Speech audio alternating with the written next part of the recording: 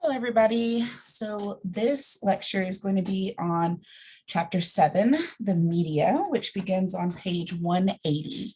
So we're going to jump right in and get started on that. So let me share the PowerPoint with you.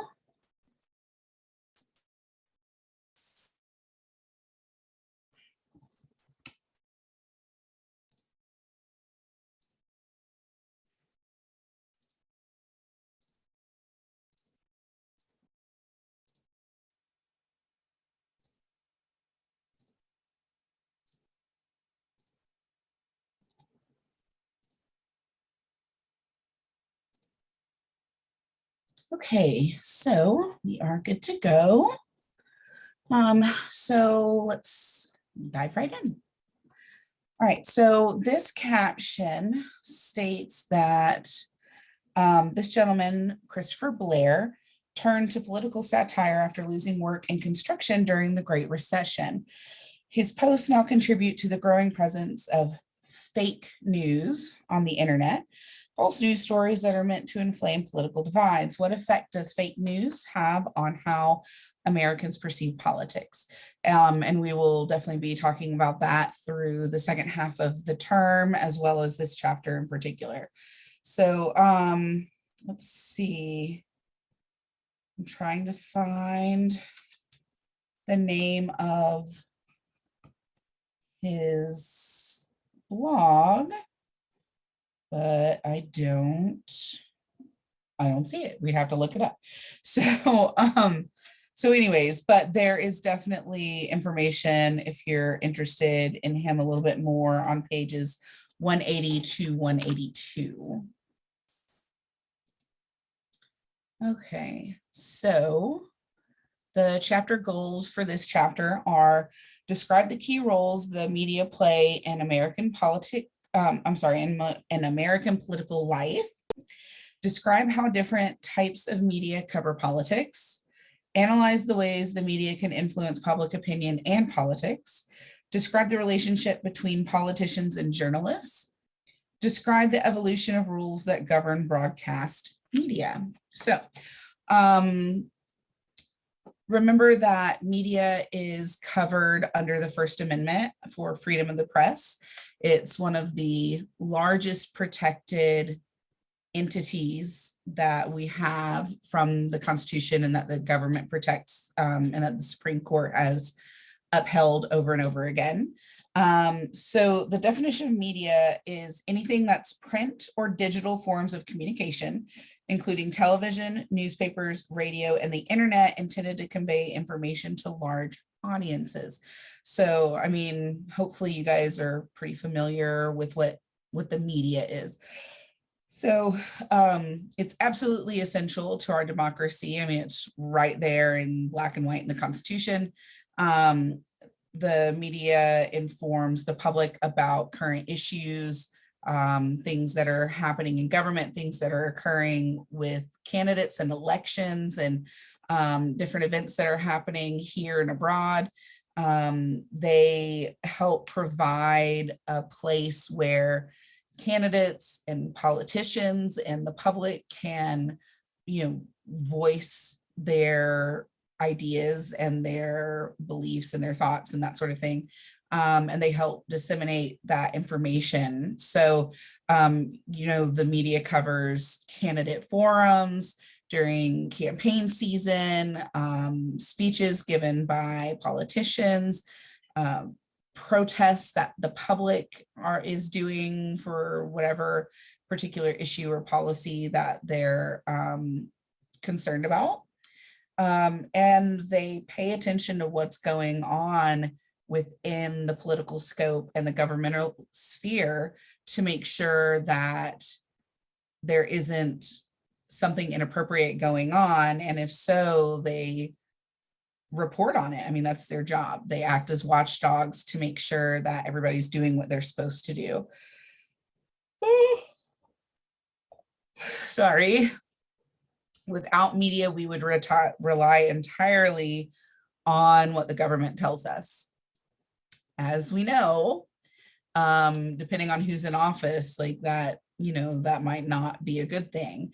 I mean, look at what happens with Russia right now with Putin. Like, he completely controls what information his citizens get and don't get. So they don't really know the truth about anything, really. Oh,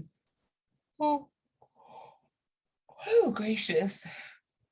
And the fact that freedom of the press was listed right there in the First Amendment shows you how important the founding fathers found it, the Federalists and the Anti-Federalists, once it was all said and done. And they said, hey, we need to create a Bill of Rights. That was one of the first things that was listed, right? So that is, that just goes to show you how important they found the media to be to hold society and politicians and candidates accountable, really. So, okay, so this caption says the media's role as a watchdog includes investigating political scandals. In February of 2019, a conservative website accused Virginia Governor Ralph Northam of appearing in a medical school yearbook photo in blackface. After initially denying the allegations, the governor eventually admitted to the incident and apologized to the public. So hopefully,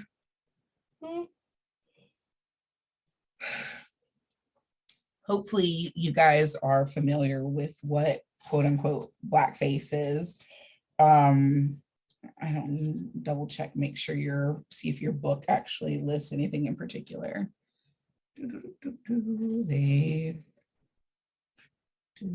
I don't see where they actually like list it. So for those of you who don't know, it's exactly what it sounds like. People who, paint themselves to look Black in skin color. And it's usually followed with inappropriate jokes and derogatory remarks. And it's incredibly inappropriate. To say the least, racist to say the most, and just overall like disgusting. It used to be more common than to use as a joke than it is now. It's understood that that's not okay. But I mean, that's a pretty big deal that he was the governor and didn't have the foresight to say, this might not be a good idea. So, so journalists really focus on the three different interests for the public that we had talked about before in American democracy: informing the public about current political issues and events, providing a forum for candidates, politicians, and the public to debate policies and issues, and acting as a watchdog on the actions of politicians and government. So that's important to know.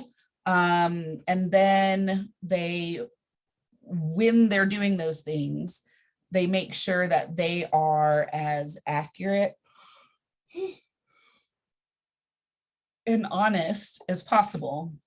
So to do that, they have to fact check themselves all the time to make sure that the information they're putting out is as accurate as it can be, verify sources, making sure that they're not quoting something that's wrong. Like, there's a very big difference between spreading gossip and reporting actual news. And you're not verifying gossip, right? Like, you typically just, ooh, girl, did you hear what so-and-so said? Did you hear that so-and-so is getting divorced? Did you hear she got pregnant and it ain't her husband's kid? Right? Like, that's gossip. But you're not going to see that on a credible journalistic website or newspaper or radio or whatever format you're looking at. So they're constantly verifying that whatever they're putting out is credible and legitimate, and that there's stuff to back it up, not just not just hearsay necessarily. And then they focus on what's known as investigative journalism, which is exactly what it sounds like. They investigate what news stories they're putting out. They investigate the facts. They investigate the resources and the different sources in which the information comes to them to be sure that it is accurate. So, And of course, we expect journalists to provide balanced coverage for current events, to say, okay, well, this is happening. The other, like this protest is occurring. This group of people are protesting X, but this group disagrees with that protest. And they feel that way because of A, B, and C. So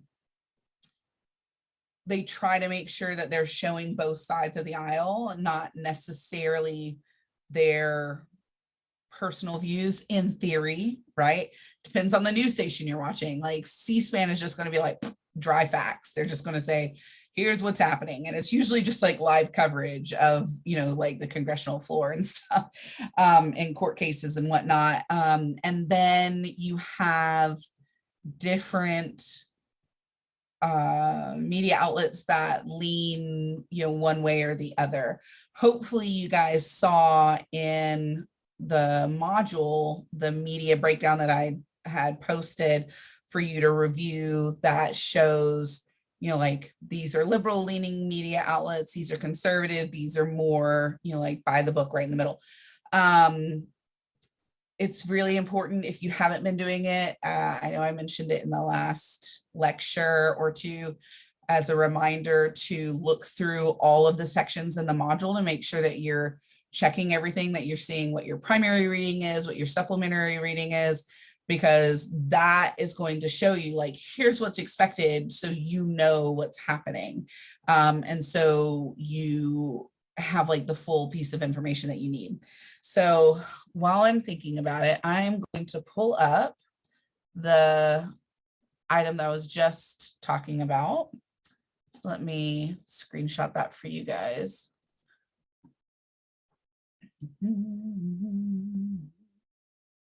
All right, so for example, chapter 7 is, if I can get my screen to cooperate. So chapter 7 is in module 3, right? So make sure this is doing right. Okay, good, it is. So that's from June 27th through July 3rd. So you'll see, like module 3 has overview and instructions.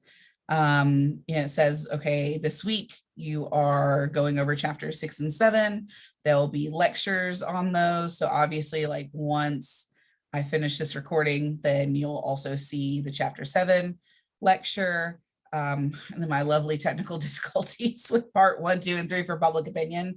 The YouTube playlist, I also have playlists specifically for each chapter where it shows supplemental videos. Like if you're interested in more information on a topic, or if you're struggling with it, like as I find different videos online, I like throw it into that, I'm really having trouble understanding like polls and public opinion chapter or whatever, then you can go to the YouTube channel and see if I found any videos that also help explain polls maybe in more detail under the chapter 6 public opinion playlist. And I have that for each chapter. So hopefully that also gives you additional information if, it's 3 o'clock in the morning and you're like, I'm studying this now. I really don't want to wait for the teacher to be able to coordinate with me for a time. I need more information because this isn't really getting it. That is a really great supplemental tool for you to utilize. So I have that listed under each module. Of course, you had reading of chapter 6 and 7, and then the 6 and 7 chapter quizzes. So that's your overview and instructions. And then under readings, I gave you your primary reading, chapter 6, chapter 7 also, and then supplemental reading. So that is this chart here. Let me see if I can get it to pull up. All right, new share, make sure it's sharing correctly. All right, so this shows you, back it up a little bit so you can see all of it. Okay, yeah, that's good. All right, So this is a really great, like, one-page visual of, if you're interested in keeping it like just centralized and you just want that sort of information, then you're going to look right here in the middle at C for central. Now this is just for TV, or I'm sorry, all ratings are based on online content only, not specifically TV, print, or radio content. But this is still a good generalization for you, because what they have on their website, they're gonna also have it, like in their TV segments and whatnot. So like if you're interested in seeing that, like here is sort of the left leaning media bias, like a little to the left and then a lot to the left. And then here's what's like dead on center. You're, like they just want to get the news out. They ain't got a stake in it, right? A little to the right, and then a lot to the right. And some of these probably are not surprising, right? Like CNN and MSNBC, they're fairly liberal, right? Everybody, I'm sorry, yeah. And then everybody knows like Fox News is really conservative. And obviously the American conservative is going to be a little conservative. NPR can be a little liberal leaning, but they try really hard to keep, pretty hard to it. The Associated Press is usually pretty spot on. BBC, Christian Science Monitor, Newsweek, Reuters, The Hill, Wall Street Journal. So if you're interested in getting, like, I'd kind of like to see what, this side of the aisle or that side of the aisle is saying, like, these are great places to go. And then if you're just wanting something that's dead in the middle and they're not interested in playing, liberal versus conservative, then these are great options here in the middle. So that is listed in your chapter 7, module 3 reading section. Let me make sure I've got this done for you guys. So I list any sort of supplemental reading here, like a few chapters back, I listed the origins of the Pledge of Allegiance, and then you saw quiz questions on it and that kind of thing.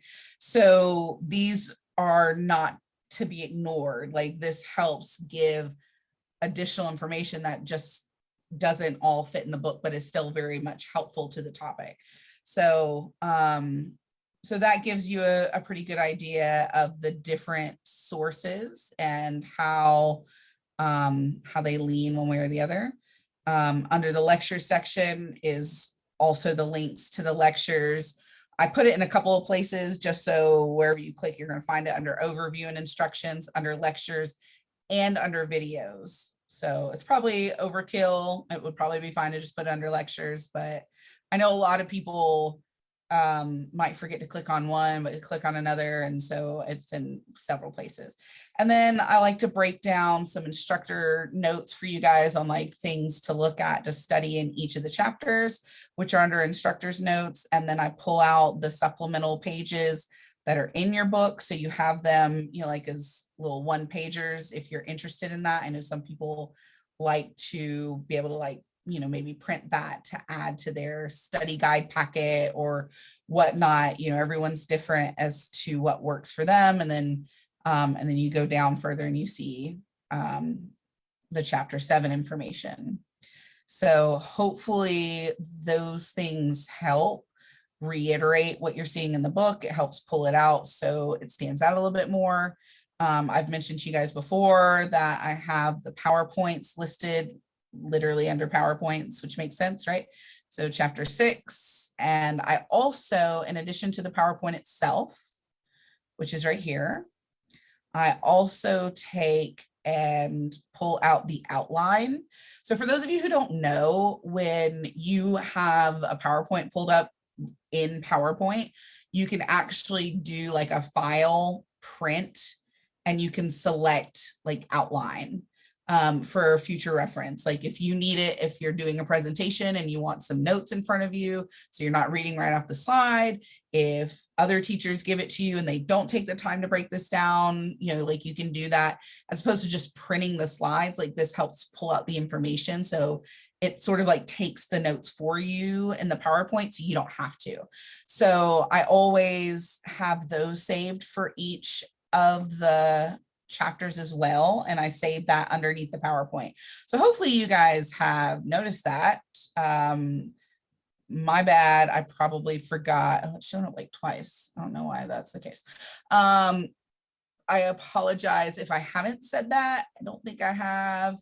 And now we're like halfway through. So I'm sorry if you haven't noticed that and I didn't think to say anything about it, but hopefully that's just another supplement for you guys to be able to see. Yeah, it's showing everything twice. That's so bizarre. So I don't know why it's doing that. I'll have to go back and try and fix that. So,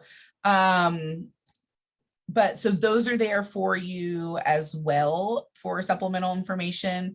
It also helps for you when you're studying for each of the exams.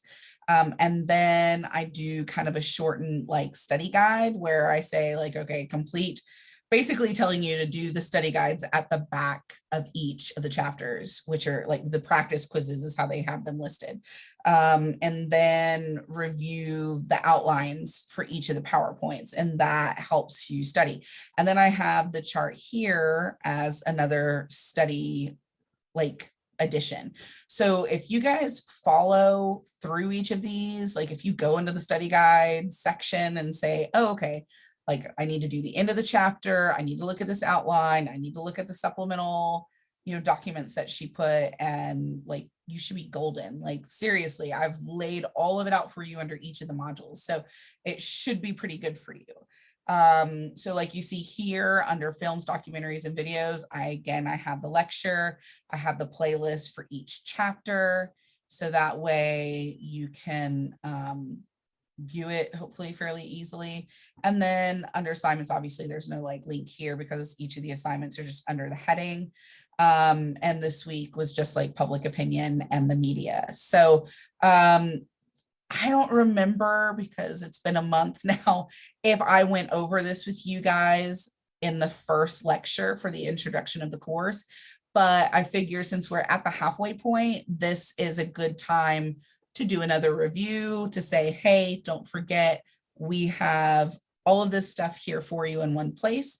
So now, of course, I've got it under the instructor, but to show you like how, it doesn't really look that different. Obviously there are other tools that I have that you guys don't have or need.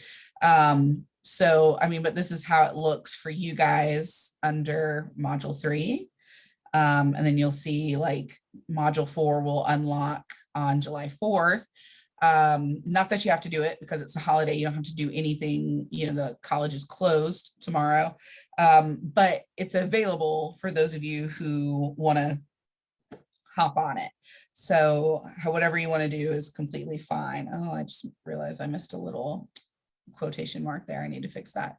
So, and then of course, exam 2, you guys have already done. And then exam 3 will be after module 4. So I don't have that for you guys to be able to see yet because it'll, you don't need it yet. So, so hopefully that helps you guys to be able to see what's up as far as all of that's concerned. So I'm hoping that that makes it a little bit easier for you guys. So I wanted to make sure to show you that bias chart for those of you who have not seen it. That will definitely help you in your own personal following of journalists and following of the news, but it will also be good for you to understand along with this chapter for the exam and just for your general comprehension of the purpose of the media. So, so they definitely provide objective, or they try to provide objective and factual reporting on opposing sides and avoiding expressing their personal views. That's the general idea of a journalist. Now, That's more what you see in the center and maybe the little left and the little right leaning. But the people on the far side, if y'all have ever watched Fox News or MSNBC or CNN, like obviously they have a side and they are definitely talking about their side and their personal views. It's more of like an opinion news source. I mean, not that they're not talking about real news, but it definitely comes with a slant of, one way or the other. So it depends on the news source that you're dealing with as to, how balanced, of course. Okay,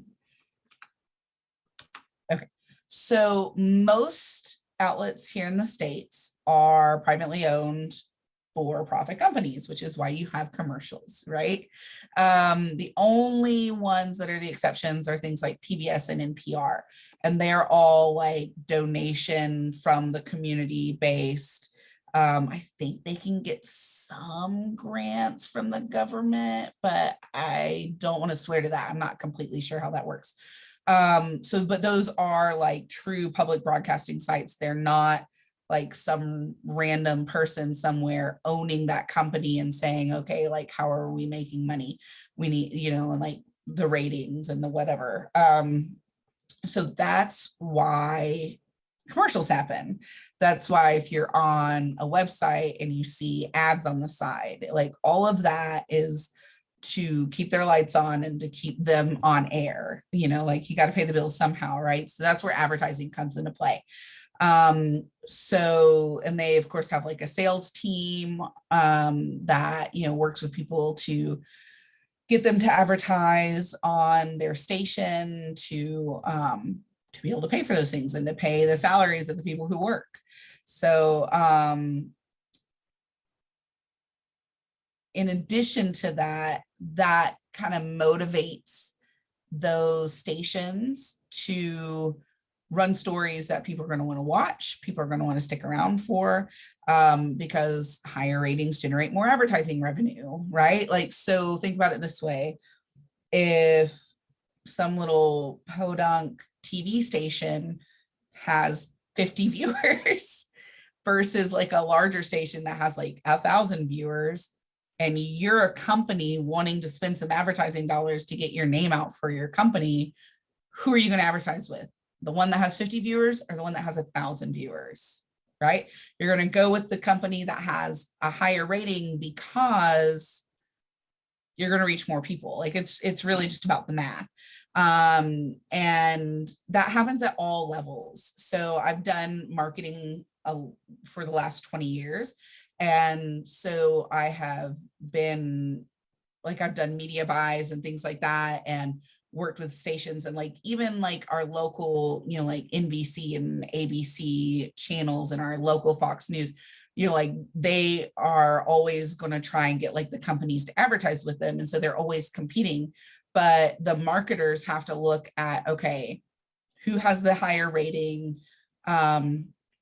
What's your reach at this time of day for this and that and the other? Because the marketers of a company have to know who their target audience is and like who's that company's customers. And then they have to say, okay, which station has those customers? And if say 2 stations have those customers, okay, who has more of those customers and what type of deal am I getting?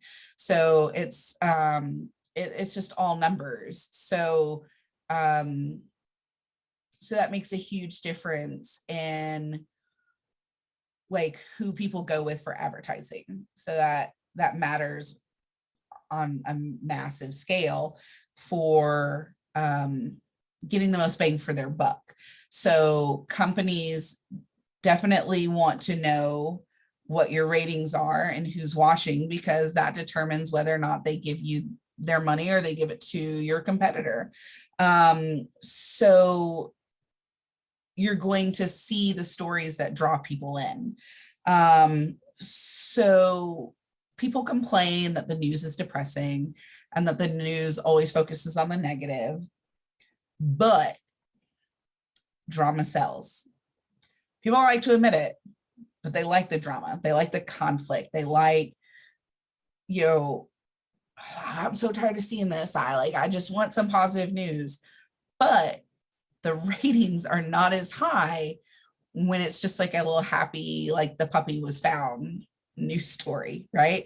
Like they want the conflict. They want the high profile drama that comes with like the January 6th hearings and the R. Kelly trial and the Johnny Depp and Amber Heard case. And like people say that they get really tired of hearing that, but there's a reason why reality shows are popular. There's a reason why the Kardashians are still on TV, right? Because they bring you the drama. And we are secretly in love with the drama. It's guilty pleasures. We don't want to admit it, but we're like, I need to know who Flava Flav chose this season of Trying to Find Love with the Big Clock. And if you're all too young for that, just Google Flava Flav and reality TV and you'll see what I'm talking about. So, you know, we all are interested in that sort of drama. It's just sort of in our nature to find the scandal. You know, it's like, you know, anytime you see a car accident, right? Like you feel kind of bad, but you want to, you know, like you kind of, ooh, that's bad. Ooh, they weren't paying attention. Ooh, they crushed the back of that car. You know, like, ooh, it was like a 3-car deal. Looks like somebody had to stop on their brakes and the other people were following too close. Like everybody wants to be like that little detective, right? And like find out what's going on. It's like watching like a train wreck. Like it's terrible, it's horrible, but you can't take your eyes away from it. And that's why drama sells and conflict sells, sex sells, all of those things make people tune in. You know, like there are times when people like the good story, you know, like, okay, devastating tornado tears up an area. I actually saw a news story, it was probably 2 years ago, where there were a whole bunch of tornadoes that had hit an area in the Midwest. And this older lady like lost everything. Like her house was just destroyed and she was like on the rubble. And she like said that they, you know, they were in the house and it just all got destroyed around them. Luckily they were okay. But like her dog got out from like her arms or whatever, and she hadn't been able to find her dog. And she was just terrified that the dog was gone. And literally during the broadcast, like the dog came up out of nowhere and like they were reunited. And so of course everybody was like, oh my God, and that was great. And that actually ended up being like a really good story, but it still had that conflict and that drama. Her dog's probably gone. She lost her house, right? Like those are all really terrible things. And then what? She got the dog back, you know, like it, you still had a happy ending, but it was all of that, you know, all that conflict and that, you know, so just like when we had Hurricane Michael, like the news stories flipped very quickly to the fires in California because that was a bigger issue. That was a bigger current issue. That was a bigger, dramatic conflict, if you will. Like, you know, it was current, like we were already old news because the next disaster had happened. So, and those are the ratings people are looking for, which is a shame. And it also negatively impacted the sort of assistance we got for quite a while. But that's why you see those sort of stories on the news, is because it works, it sells. So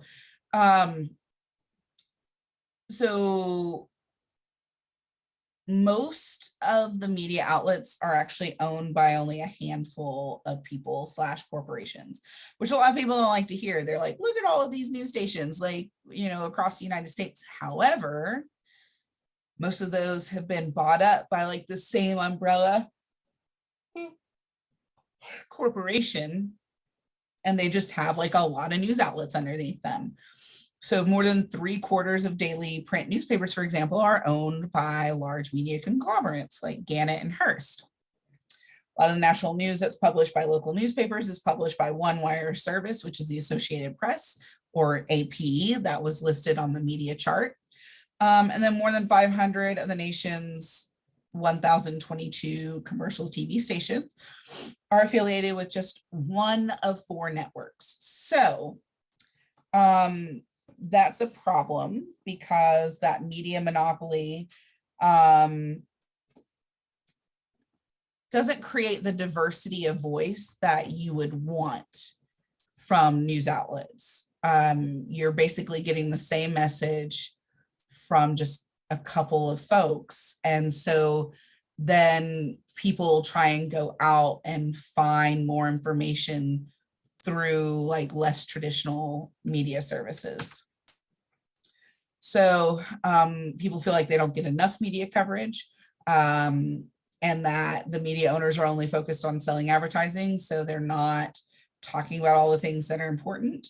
And it limits the competition. So you don't have a diversity of views. So a perfect example of that is what I was telling you guys of what happened last week, where, you know, the whole Roe v. Wade thing occurred on Friday. And on Thursday, they did the Miranda rights like situation where the police aren't being held accountable if they don't read the Miranda rights now. And that got buried because Roe v. Wade was such a big deal. So because they focused on the larger story, the Miranda rights is still incredibly important, but most people are not talking about it. Every day on the news, I hear stuff about Roe v. Wade, which is, of course, important and something that, you know, like there's conversations about whether or not that violates HIPAA and all of these things. But the Miranda rights are also an important civil liberties matter, but you're not hearing coverage about it because it's not the focus presently.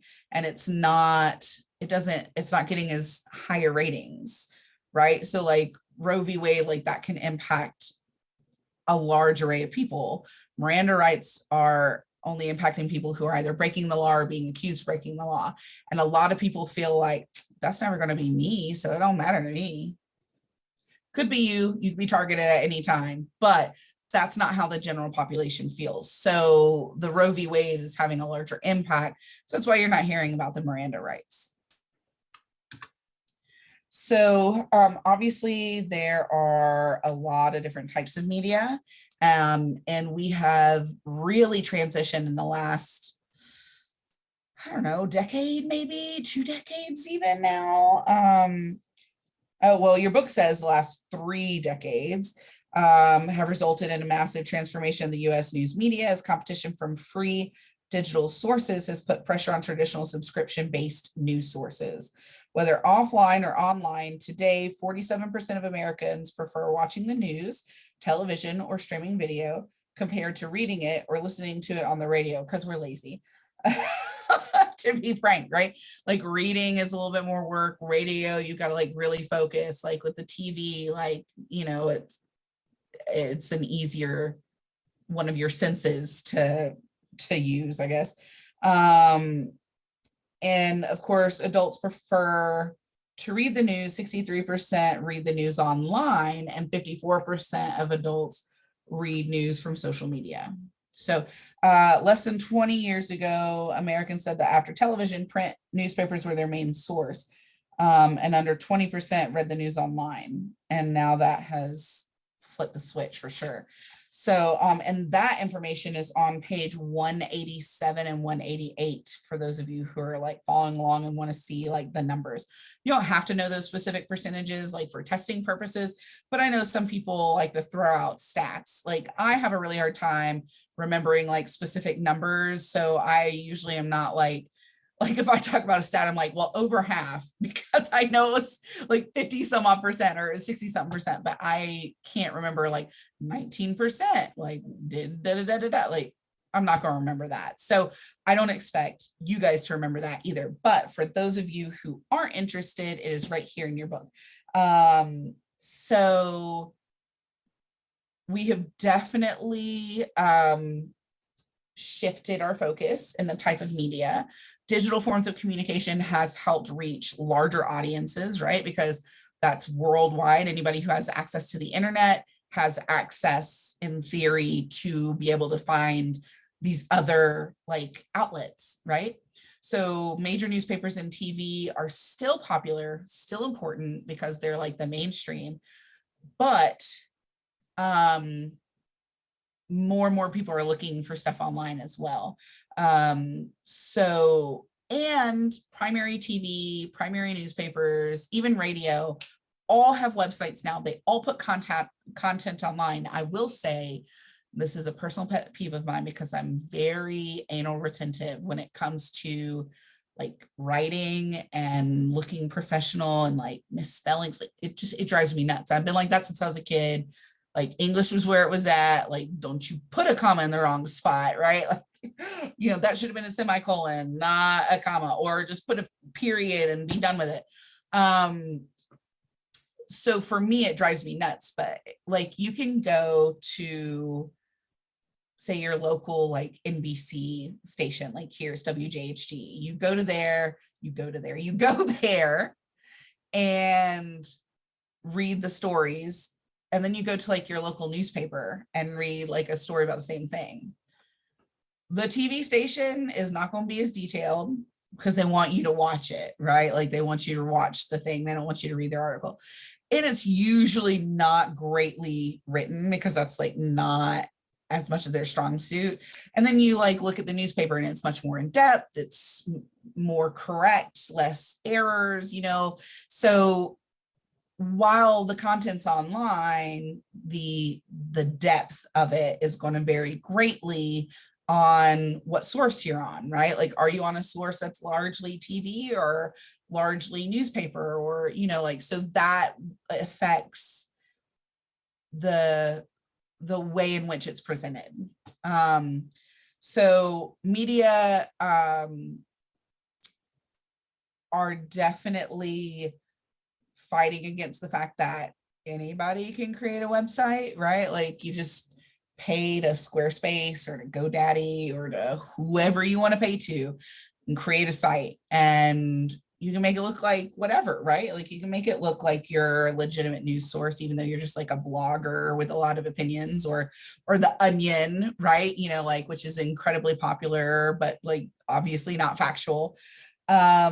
So the problem is that then they have issues of the average people, the average public, the average citizen, not always understanding the difference between that, and not always understanding what is true journalism, what's a factual like media website versus just some guy who like chills in his basement and writes conspiracy theories. And if they're really good at it, sometimes it's hard to tell the difference. So that becomes a problem because then the media is fighting. Like that's really the fake news, right? Like we've heard the term fake. I never hear the term fake news again. So help me God. But like that's the real fake news, not like legit media sources that were being accused of being fake news. Like those were legitimate news sources. But like when you've got, you know, Johnny Smith in his mom's basement, like, and he's a great like website builder and he just puts out crackpot stuff, but it looks really legitimate. That's the fake news. Okay. Like that's the difference. And I want to make that very, very clear. I never even had to address this before a couple of years ago, but now like, I mean, it's even in your book, like the whole fake news thing is even in your book, but like there's just a very large difference. So there's also the fact that younger people and more and more people, and I do this too, have trouble, like not have trouble, like they get a lot of their news sources from like social media, not from like your friend's post, but I mean, you can utilize Facebook and Twitter as, and even Instagram really, and I TikTok now too. I'm not as big into TikTok. I think it's my age. My husband loves it. He's only like 2 years younger than me, but like he gets a kick out of all like the crazy videos and stuff. And I'm just like, ugh, like I got things to do. I'm too old for this.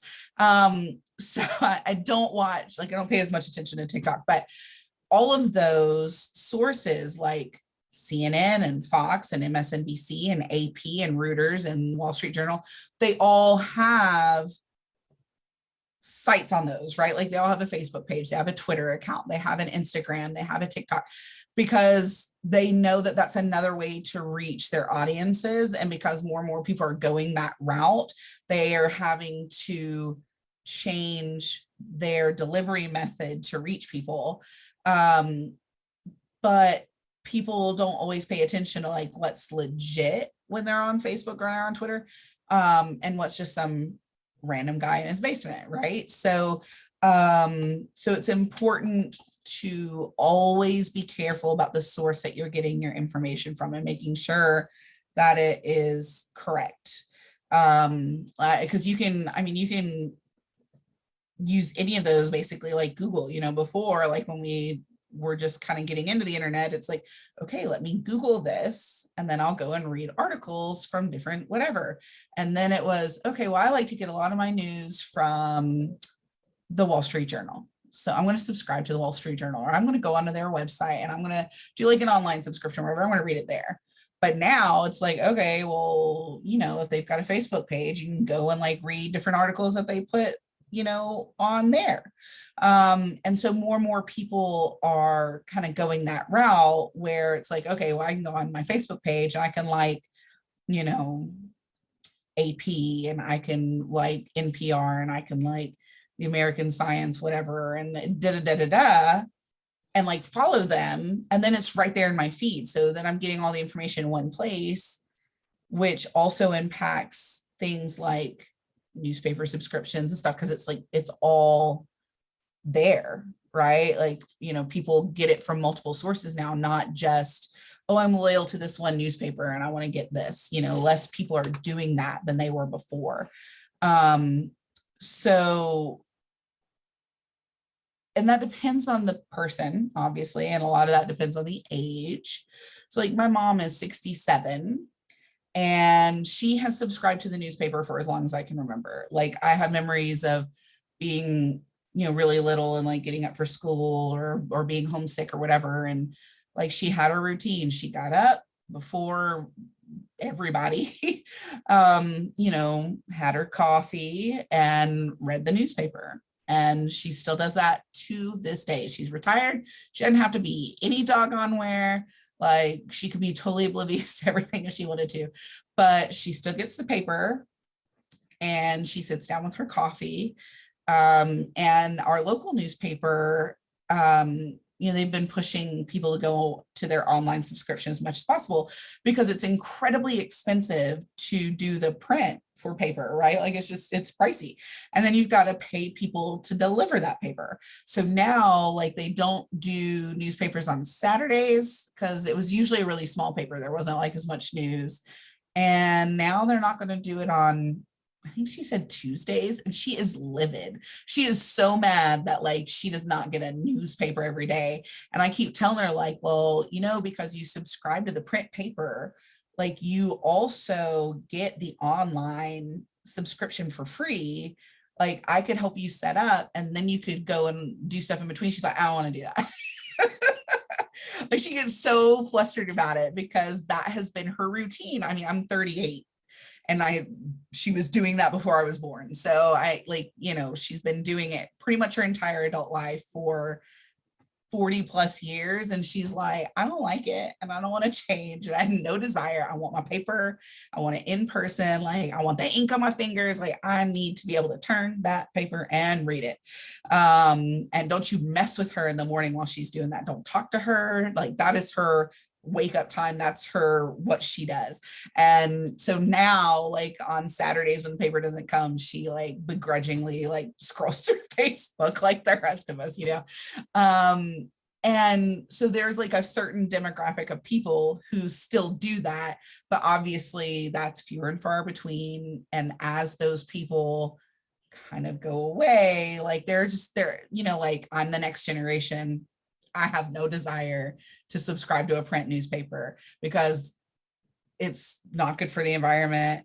It's not cost effective. Ain't nobody got time for that. Right? Like because she'll tell me interesting things that happen in the paper. And then I also like watch the news and I'm ooh, I see this article on Facebook. Let me read that. Right. Oh, ooh, Twitter's got, And so if I ever decided to like subscribe to the local newspaper, I would probably do like an online paper. But a lot of people still rely on the newspaper for their news because it's much more in depth than any of the other news sources, because it can be, right? Like, so they can go into long detail and have multiple pages of print. Like where it's on TV, it's short snippets because they only have a 30-minute segment. Same with the radio.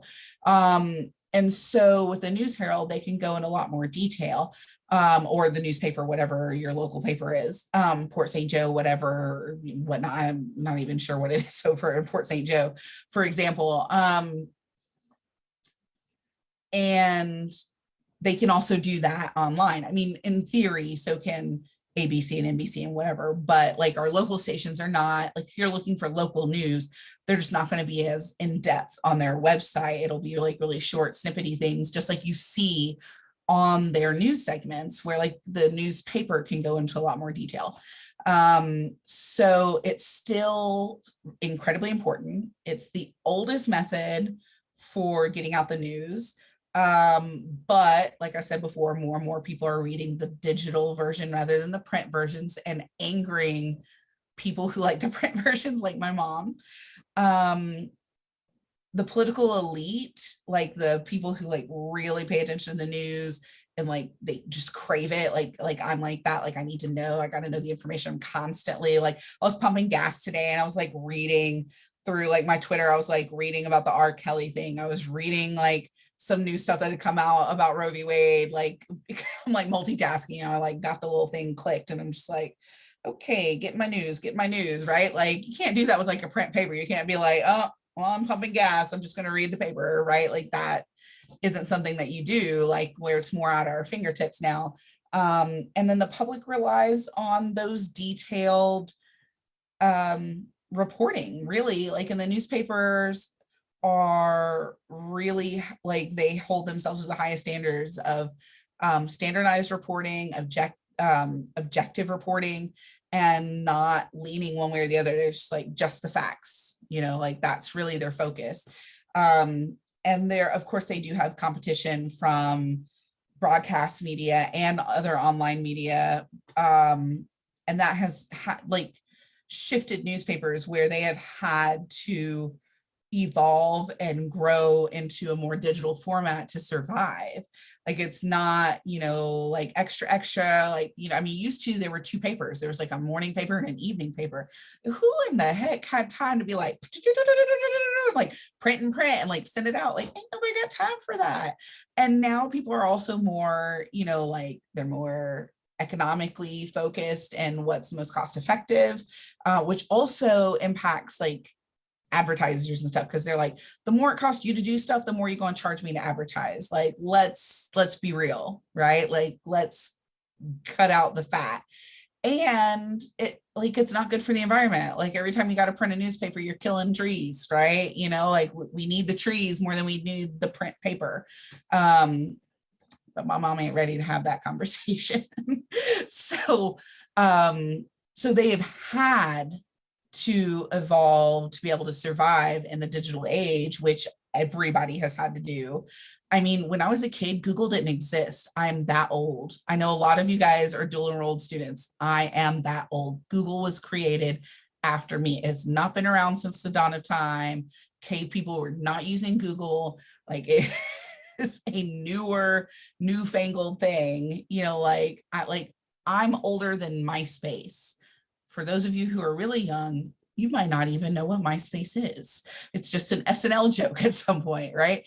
Like I remember when MySpace came out, I remember using AOL Instant Messenger. Like it's ridiculous. Like I had dial-up, okay? Like a lot of y'all don't even know what dial-up is. Like Google it. So like for me, like I have seen like in the 3 decades, so that's my life, right? I'm 38, so that started when I was a kid, and that's when we've really seen this digital like explosion, and it has completely revolutionized the media as we know it. And because of that there are also fewer people working as newspaper journalists, and that causes an issue. I have some friends who have worked for our local newspaper in the past, friends who still do, whether it's in sales or whether it's in journalism. You can't make hardly any money on it because a lot of people are not investing in the papers anymore. Like they're going to other routes. And so it's very hard to get people to advertise. It's very hard to get people to subscribe. It's very hard to sell the idea of a paper, and they have to really focus on that detailed reporting that you don't get from any other source. Like that's really the only thing that you can push to try and sell the idea of like continuing a paper in whatever format you choose.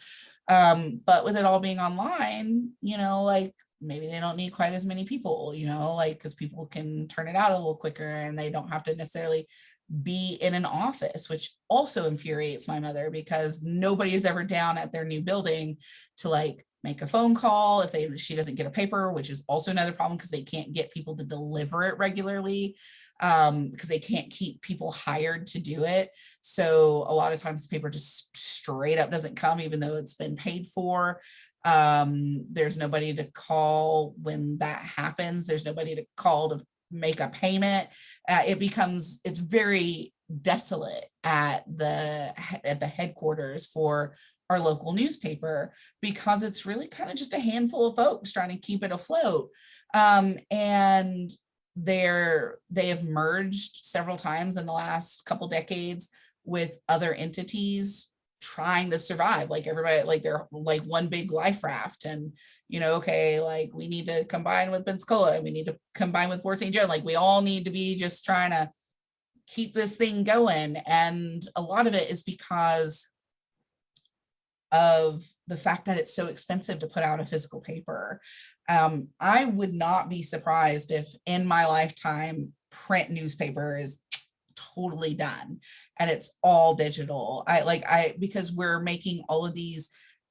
trying to make all of these changes for the environment and better like climate choices. And we're trying to do all of these things to streamline things and make things as cost effective as possible.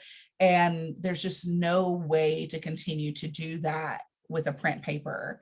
I don't know if it'll happen in my mom's lifetime, but I would be surprised if on my deathbed, like there's anybody other than some, you know, community neighborhood newspaper being done in print. Like I just don't foresee that continuing. I think it'll all go digital. I think we still need it. We need that in-depth reporting, but you know, not everybody has the internet, which causes problems because people who can't afford the internet now, like a lot of them also can't afford cable. They can't afford the ways in which to get the media that's necessary to know what's happening around them. And so that causes a problem too.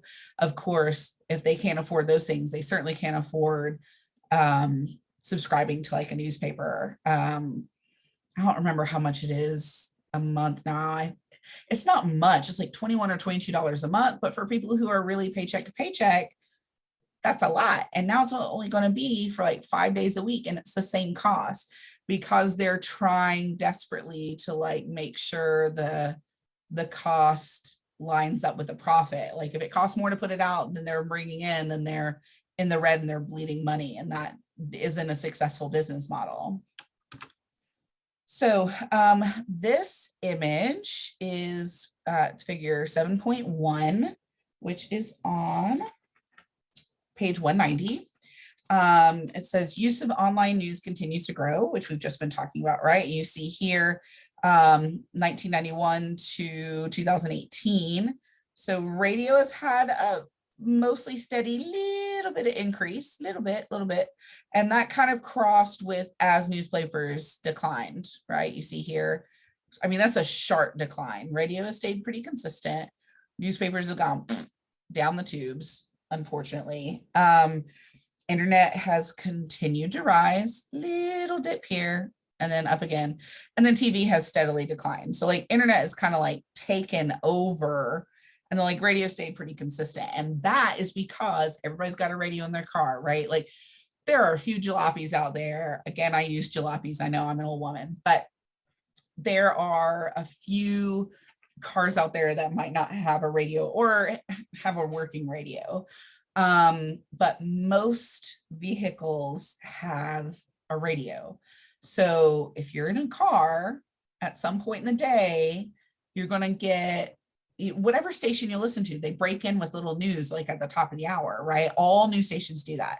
And then you're a passive listener to it, but you are at least getting that information. So that has stayed true. And then as the cost of cable, that's also another problem for TV broadcasts, like cost of cable is astronomical now. Newspapers are going up.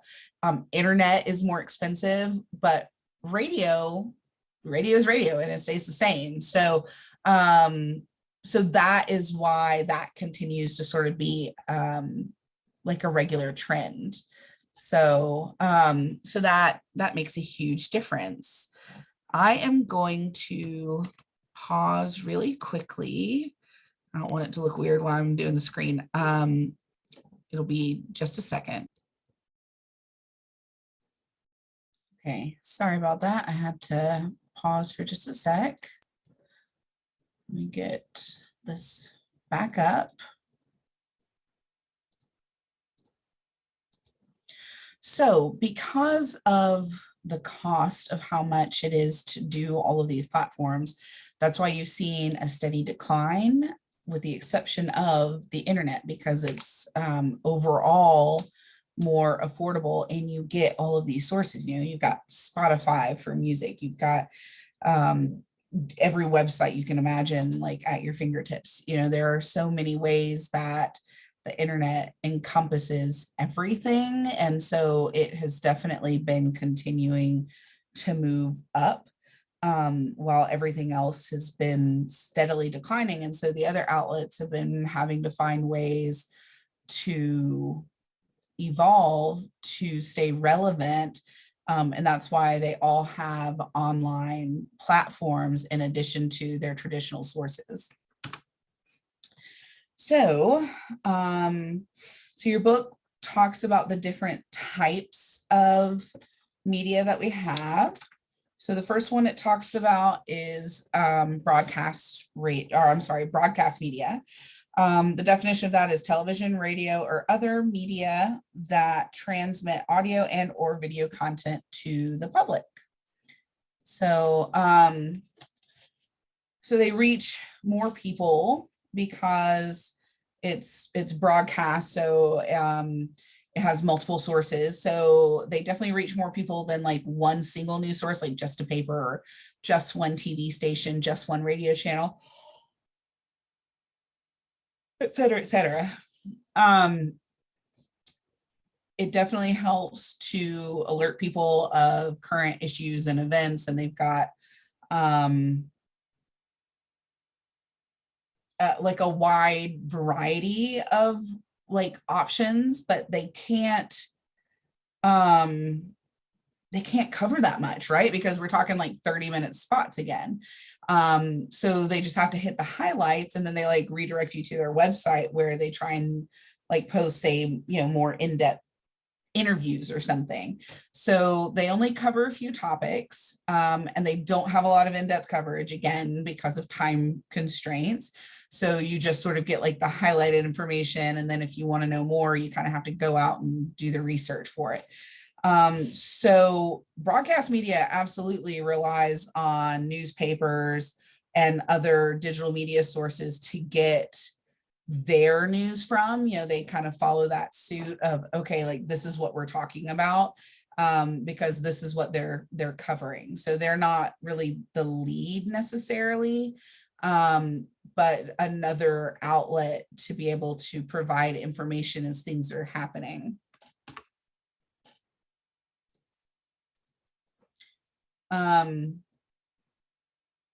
Television has a wide audience for being able to keep their, you know, their numbers up.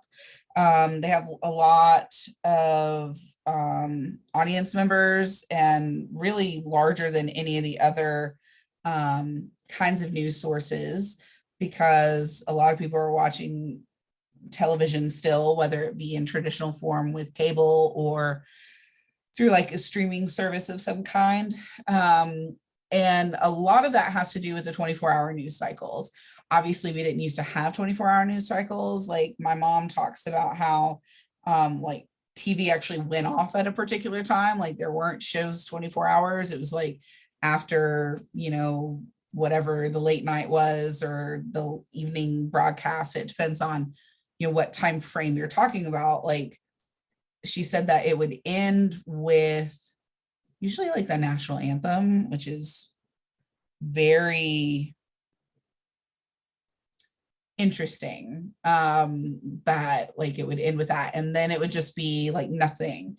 Like you've probably seen it in movies and TV shows where it's just like the little, you know, like black and white, like round, sort of like a bullseye of, you know, okay, like dead air basically is what it shows. And as time has progressed, you know, obviously that's not the case. Now your options may be crap at 3 o'clock in the morning.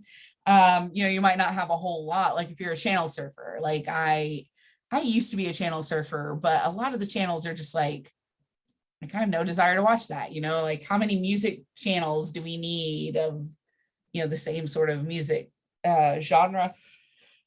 But oh, so sorry. But I, you know, I do like to channel surf like in the like main channels of, you know, what I watch, like in the different segments. And I used to be the person who would like watch 2 shows at once because the commercials didn't line up at the time, like when I was a kid. Like, so you could catch most of like 2 episodes at the same time, but people got wise to that. Like the media stations got wise to that. And so they are more in alignment with their commercials now. Like if you notice, most of the channels, the commercials are all pretty well at the same time. You can't do that anymore. So that was a shame, right? Like that was disappointing. And it always reminds me of Back to the Future, where they go to the future and they see they've got old Marty and or Marty's son, and he's like, you know, play, you know, it's like 5 or 6 different channels and it's like little squares all on like one screen, and he's watching all of these shows at the same time. And I'm like, that's what I need. But now I mean, even though like it might not be that much, and like if you're watching, say you've got, I know you've got CNN on all day, you've got Fox News on all day or whatever, even though it's a 24-hour cycle and so they can go into more depth, they still operate a lot like broadcast media because people are not watching, most people are not watching that same station all day. So they have to keep hitting the highlights to catch people as they come in and out of watching that channel. It's why if you say you have the same radio station on all day, or you're going on a trip, you know, and you've picked up this, you know, you've got the same station on for a couple hours, you hear the same news highlights because they have to be repetitive to capture different people, because most people aren't listening the same time. So you might like be like, I don't understand why they're still talking about the same thing, because you're the exception. Like most people are channel surfers and they're not staying in the same thing all day. So like if you have CNN on for 24 hours, it's the same type of stuff. Like even though, you know, like, okay, Anderson Cooper was on and now somebody else is on and somebody else, and like Wolf Blitzer or whatever, I don't know if he's CNN. I think he's CNN. Anyways, all of their shows are going to have similarities in what they talk about because they're covering whatever the news cycle is, and they keep talking about it for the people who tune in at different times, and they might switch it up just a little bit, or, you know, if there's been breaking news, they add that in. And radio stations do the same thing. And if you notice, if you happen to keep a TV station on long enough or a radio station on long enough, you'll also notice the same thing is done with advertising. And that's for the same reason. People are not watching that one station continuously. So if like you say you only have money to like drop advertisements on one radio station, and you pick the one that like fits your demographic and, you know, their ratings are good and whatever, you have to saturate that station to be able to reach your people. If you're only doing 3 radio spots a day, 5 days a week, you're not going to get as much saturation because people generally are not listening to the radio that long, all day long. When I used to sell advertising for a radio station here in town, that was something I had a really hard time getting like small business owners to understand because they were in a really tight budget and they're more desperate to see a very quick response and turnaround for their advertising dollars. And advertising is a long game play that a lot of people don't realize. You generally, unless it's like a blitz where you're doing a giveaway, or it's like for 1 week, you're just like inundating about a particular item or a particular promotion or whatever, you're not going to see like immediate response because it takes longer for people to even register that they've heard it. On average, they say it takes 3 to 5 times before you even realize you've heard that commercial. Another 3 to 5 times before you start thinking about whether or not that product, that restaurant, that whatever is a good fit for you to maybe try out. And then another 3 to 5 times before you actually make a move on it. It's very passive. But you have to remember that generally speaking, you're not listening to that one radio station where they're advertising on 24 hours a day. So that 3 to 5 times takes months to even register with people. And then if you're a business that's not utilized all the time, say like a moving company, we're talking even longer. It's like you're doing the advertising to stay top of mind. So when they do need a mover, they think you and not your competition because they hear your name more. It's the same concept of candidates who have yard signs and bumper stickers and shirts and hats and flyers, and they're sending you mail pieces, and they've called you and they've emailed you and you see them in your social media. They're inundating, so their name is who you remember when you go to vote at the polls. Same concept. And so you're playing the long game. And a lot of people don't understand that, and they get frustrated that, well, I don't understand. I've been on the air for a week and nobody said they've heard the radio ad. And you just want to go, remember I told you that was going to happen, and a lot of people who are smaller businesses with a tighter budget, every penny counts. So they worry about, wasting their money. And a lot of it is that they don't even really have enough money built into their marketing to work well. Like $500 on a radio spot is the bare minimum. And if you can't pay at least $500 a month, like you're wasting your time. And really you need to be looking at like $1,000 to $1,500 a month to make substantial progress and just saturate the crap out of one market. And that's why larger companies spend thousands and thousands and thousands of dollars, and they don't just do one thing, right? Like they do TV, they do radio, they do web ads that come up, like they do what's called geofencing, where like they ping their competition and their location, and when somebody comes in, their phones, like that geofencing picks it up, and then the next time you open up Facebook, all of a sudden you've got an ad for either that business because you were just there, or you were at their competition and you see it. So, we all talk about how our phones hear us all the time, but it's more than just that. Although they do hear you. There have been times when I have like talked about something to somebody and I've never once Googled it. I've never once looked it up.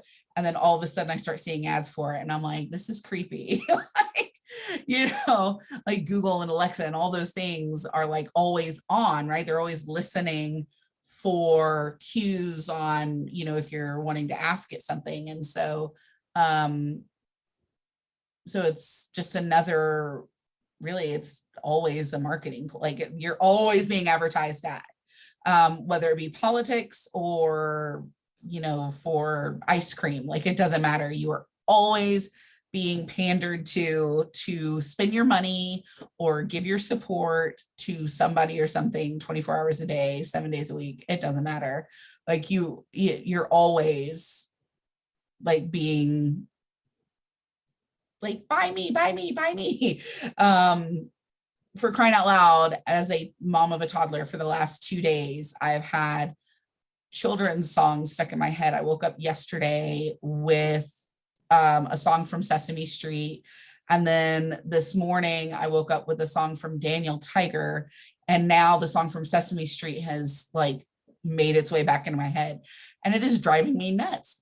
Not that they're bad songs, but you know, and you can guarantee like they're catchy that way for kids too. And it makes them, you know, oh, I want to watch Sesame Street. I want to watch Daniel Tiger. And then when they're at the store, oh, mom, look, there's Sesame Street, there's Elmo, there's Daniel Tiger, and there's this book. And I was in Sam's Club today and I ended up buying 2 Daniel Tiger books and putting them back for Christmas for my daughter that like play the songs and stuff because she loves it. She absolutely loves Daniel Tiger. And her birthday is this next week. And we've already gotten her enough stuff. I'm like, I'm not giving her anything else for her birthday. And so they won. They won today because I knew she would love it. And it's educational. And so that's like the justification as a parent. Well, I mean, I could be buying her worse things. Like, at least she's going to learn something with this, you know, at least that's what we tell ourselves and what we hope. But like at all levels, it doesn't matter what you're doing. Like you're being, you know, if you're at a red light, there's somebody's got a bumper sticker or, you know, there's a digital billboard sign or, you know, something like that. Or even just like a bus stop seat, you know, like somebody has paid for advertising on that.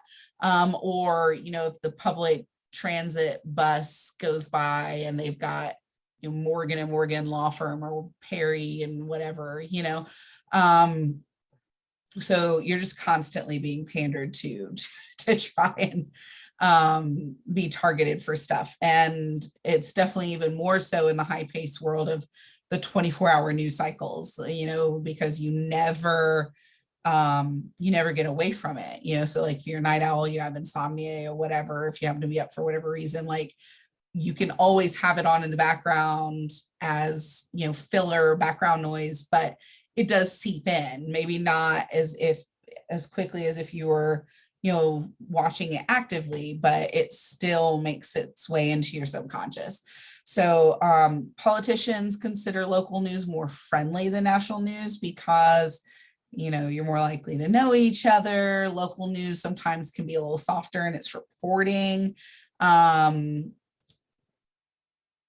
So like, especially if it's a city race, a county race, maybe even a state race, like for a district seat or something, they're more likely going to put their ad dollars or try and get interviewed by like local stations as opposed to a national. And of course, it all depends on the level you're talking about. Like for president, they have, say somebody's running for president and they're one of the major contenders. A lot of people run for president who are never going to make it far and they don't have any money, but like the main people get a lot of donations and a large chunk of that goes towards advertising to get the word out. And so they buy national ad spots and they buy local ad spots, and usually like they go to an agency and the agency can place those buys at different levels. So they get local stuff. They also, you know, they might be on CNN, but they might also be on your local Fox, like in between reruns of The Big Bang Theory or something, right? So so they're targeting like all across the board. But local TV is still incredibly important because people want that connection to their home. They want to know what's happening in their community. And I don't ever see that changing, you know, like people want to know what's happening nationally, but people also want to know what's happening in their own backyard. So like my mom's like that. Like my husband and I frustrate her, I think, after a while when we've had, CNN or AP or BBC or whatever, right? Like Wall Street Journal. If we've had like national news on for too long, she's like, for the love of God, is there like an Andy Griffith rerun or something we can watch? Is Bewitched on somewhere?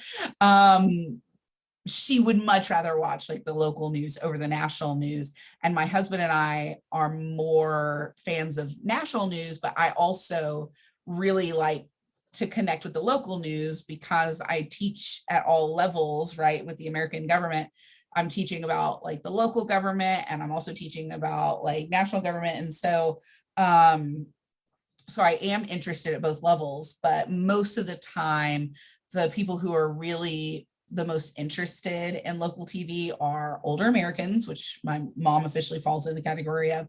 African Americans. They're very entrenched in their local communities, and so they're always working at like the grassroots level of their community, so they're always interested in what's happening. And then a lot of times people with lower formal education. That doesn't mean that they're uneducated. That doesn't mean that they haven't kept up with what's happening, that they don't read, that they're, not that they're not intelligent, but they don't have like the piece of paper, right? And some of that is because when you don't have that higher level of education, some of the topics talked about on the national scale, some people find harder to get their heads around. And so they will stick more to like the local stories sometimes. And that's not always the case, but, like statistically, like I have a master's degree, I have a master's, bachelor's, and an associate's, and my husband has a bachelor's and an associate's. And so like we fit in that category of like, we're very involved in politics and government and constantly researching. Of that sounds really hoity-toity, but like the previous slide said, the political elite, like the people who are very, very engaged in it on a regular basis, who are always talking about it, who are always researching it, who are always paying attention and in tune with it. And so we pay attention to it like at all levels, where the average citizen a lot of times is just more interested in what's happening locally. And that's good. Like, you need to know what's happening locally, but you also need to know what's happening nationally and internationally for that matter. My grandmother, who is passed for several years now, had made the comment one time that it wasn't her problem what was happening in another country because it didn't impact her. And I schooled her a little bit and was like, well, that's completely incorrect because we have a global economy. We are connected in our income. We're connected in our like all finance aspects. We're connected in business matters. We're connected when it comes to our climate.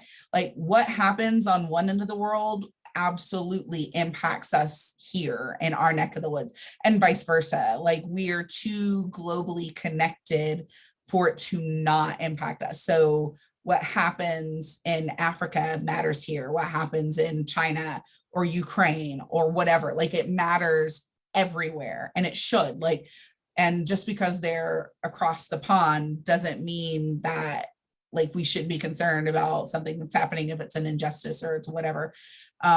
We should all be watching out for our brothers and sisters on a global scale. And so she didn't really like it at first, but then she was like, I guess.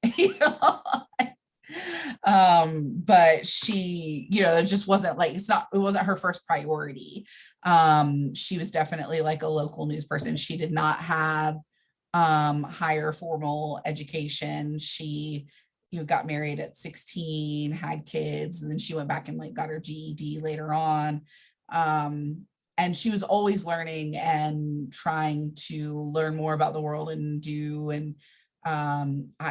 was in her 70s and she went to Costa Rica and ended up like zip lining through the forest. I mean, like that's the type of person she was. So she was always willing to like grow and evolve and stuff, but like that was her natural, like her first gut reaction until I kind of checked her. And a lot of people are like that. Like they just They want to know what's happening here. Like, well, what do I care if what's happening in Idaho? I don't live in Idaho. Like, and some of that is because it affects everybody at some point. Like that does, it does matter, and it does hit us at some point. And that's why, so that's kind of the breakdown for TV. So radio and other types of audio media like podcasting and online streaming have kind of come back in a way. I mean, like podcasting and online streaming has gotten to be popular, and that has kind of given like a resurgence to the popularity of radio because one, public radio is free. Like turn on your car, right? Like, or if you happen to have a radio, like if you can get signal, like you've got it. You don't have to pay a subscription for regular radio, like you have to pay for cable, and so it works really well for people who are trying to save money or are on a tight budget or whatever, like whatever the reason that they don't want to pay for cable or they don't want to pay like a lot for internet, they don't want to pay for a million subscriptions, like we do with our Hulu and our Netflix and our Disney Plus and our Paramount Plus and our whatever pluses come out this week saying we need to pay for, right? And then you end up paying just as much as you were for cable. So radio is a much more cost-effective way for the public to get news and to get their information. So, and podcasting, which to me is just the on-air form of a blog, right? Like that, like a podcast is kind of like what blog started out as, and it's really taken off. Like everybody's got a podcast, I feel like. And so it has become a regular source of news, which is fantastic. I think that's great because it helps give voices to audiences that might not be able to be heard in like a mainstream manner. One example that comes to mind is, so, I work from home, I'm a stay-at-home mom and teach and do our business thing, but all from home. So my schedule's flexible. Like I'm doing this at like 12:30 in the morning or something. Because by flexible, I mean what my toddler will allow to do. So when she's sleeping or whatever. And my mom and I have like a guilty pleasure addiction to General Hospital. And one of the main stars, his character has bipolar disorder, and he has bipolar disorder in real life. And he has a podcast where he talks about mental health and stigmas and that kind of thing. And he's had like fellow co-stars come on and talk about their situations, and he interviews people and stuff. And like that's just something he does because he feels like it's important to get that information out.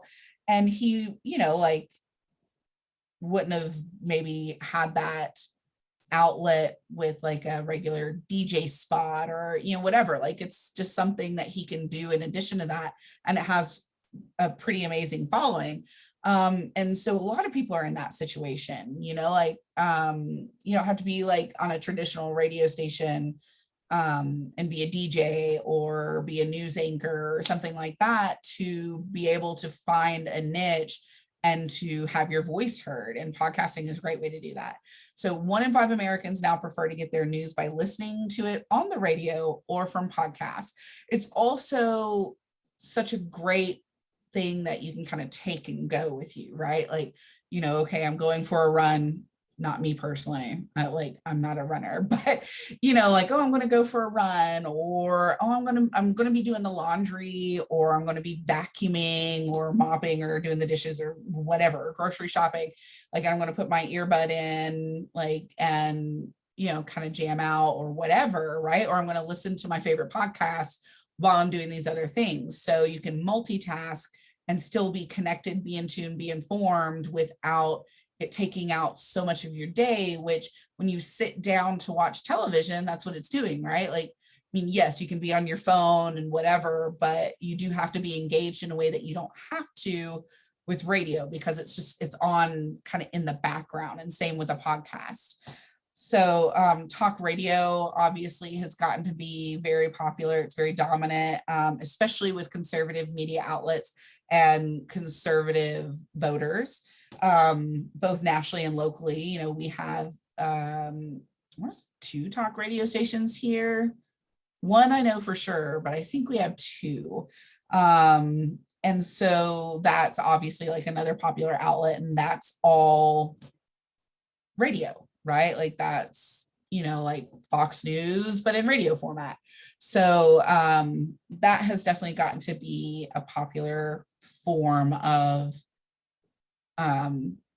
communication as well with the media. So we've got television, we've got radio, we've talked about newspapers.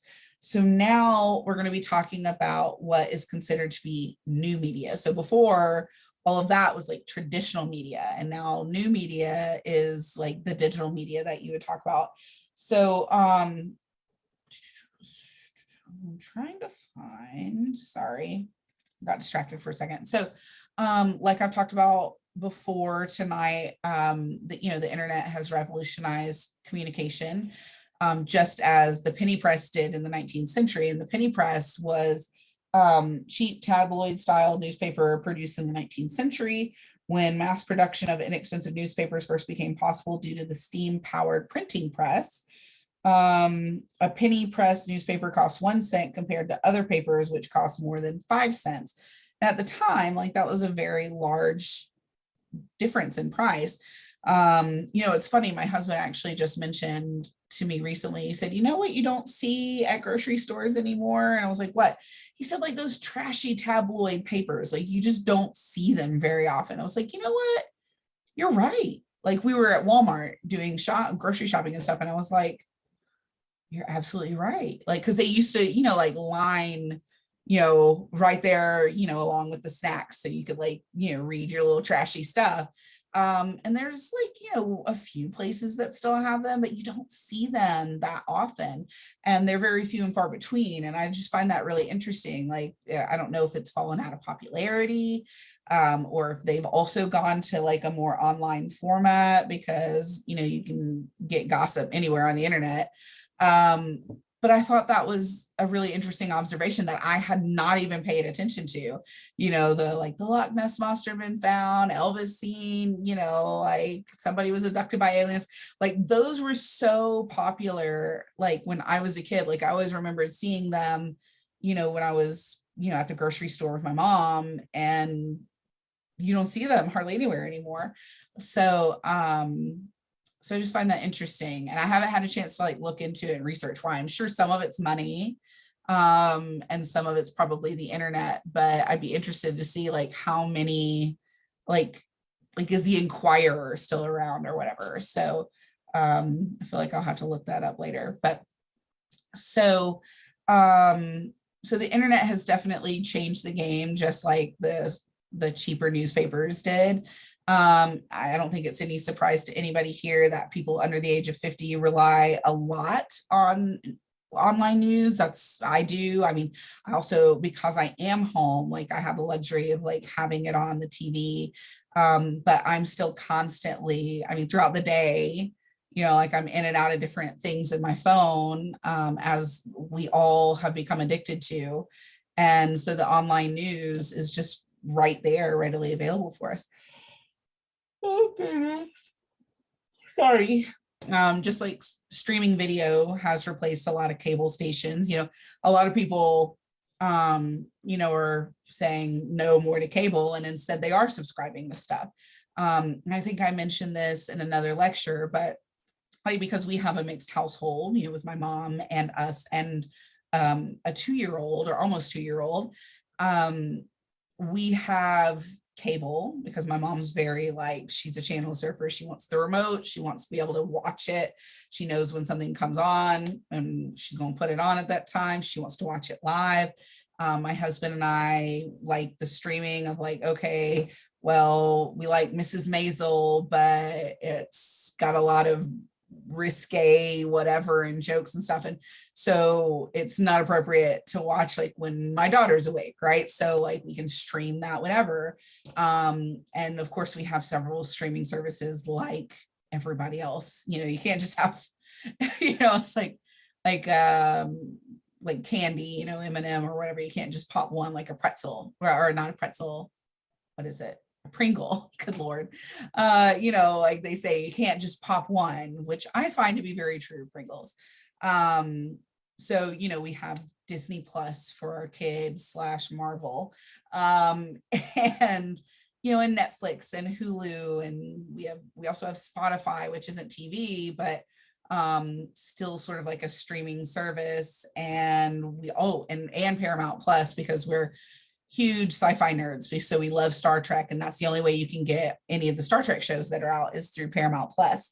And how there was another one that we actually toyed around with buying, and I was just like, oh my God, like we have too much, and we have cable like on top of that, and internet, like so. And we just split it. Like my husband and I pay all the streaming stuff, and then my mom pays like the cable, because she also benefits from the streaming, and we do benefit from the cable. But when it was just us before we ever got married and we had an apartment, like we did not have cable. We just did streaming and the internet, to save a substantial amount of money, just like home phones. Like who has a home phone anymore, right? Like maybe your grandma or your elderly neighbor, but most people do not have a home phone anymore. So it's the same way. It's just kind of changing with like age demographics now. So yeah, so most people are getting, everybody pretty much under 50 is getting their sources from online, and through streaming services. So your book talks about a couple of different things when it comes to digital media. So one of the things it mentions is news aggregators, which it's an application or feed that collects web content such as news headlines, blogs, podcasts, online news, and more in one location for easy viewing. Google, for example, Google News is a perfect example of that, or Reddit. And a friend of mine is obsessed with Reddit, and like that's where she gets all her news recently has been from Reddit, and she's 4 or 5 years younger than I am, maybe 6 or 7. And I feel like that's also like I'm too old. I don't get it. I don't get the appeal of it. Like I have Google News, and so I feel like, well, why do I need that when I've got this? And so I'm sure it's just an old lady aspect of myself.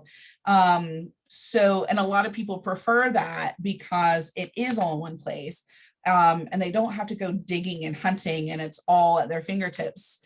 You can look at the Google News of the day and, pick and choose, whatever interests you, and you can pick it out and read it.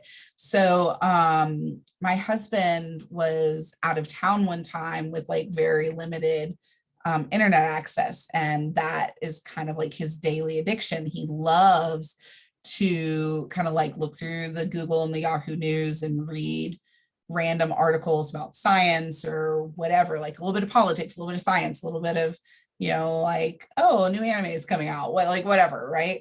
And so he asked me to kind of like make a list, like go through and pick out things I think are interesting, so then we could talk about them on the phone, because he was like just desperate, like for that like news fix. And a lot of people do that. Like that's how a lot of people get their news now. So so that falls under the digital media aspect as well. And then the next thing that your book kind of talks about is what is considered to be a digital citizen. So the definition of that is a daily internet user with broadband or high speed home internet access, and the technology and literacy skills to go online for employment, news, politics, entertainment, commerce, and other activities. So that's, again, most everybody under 50, right? Like if you're getting your news online, you're probably a daily internet user. You probably have the high-speed internet connection. I would certainly be considered a digital citizen, as would my husband. as I'm sure pretty much all of you are as well. Like it, you know, people are growing up now with the technology at their fingertips in a way, like this next generation, like the people under me, and then the people under that who are coming up. Like, I mean, my daughter can already like operate, you know, a tablet or a phone or whatever in a way that is just astonishing to me, like just from her watching it, because she's just a sponge at this age. And like I did, I had several classrooms growing up that didn't even have computers in the classroom because it wasn't as widely spread at the time. Which I know some of the teenagers in my class right now are going, I'm sorry, what? Like, because that's just not a thing now, right?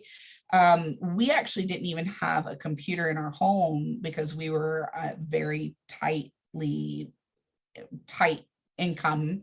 Um, we didn't have a computer until I was in high school. Like I would have to go down to the library and like type up any papers or reports or anything. And this was at a time when there were only a couple of computers at the library, where now, you know, that's not an issue, but before it was. And so like there were several times I had to actually use the typewriter. Like I'm old enough to have have been poor enough to be stuck in like having to utilize a typewriter, which is awful.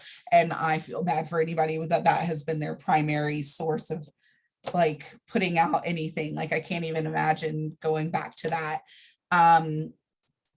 And like Gulf Power, which we don't have anymore now, it's Florida Power and Light, but Gulf Power actually had a program where you could get a desktop computer, and they broke it up over so many months of payments, and it was added into your monthly bill for people who like couldn't afford to go out and get a computer because, you know, it was new, so computers were ridiculously expensive.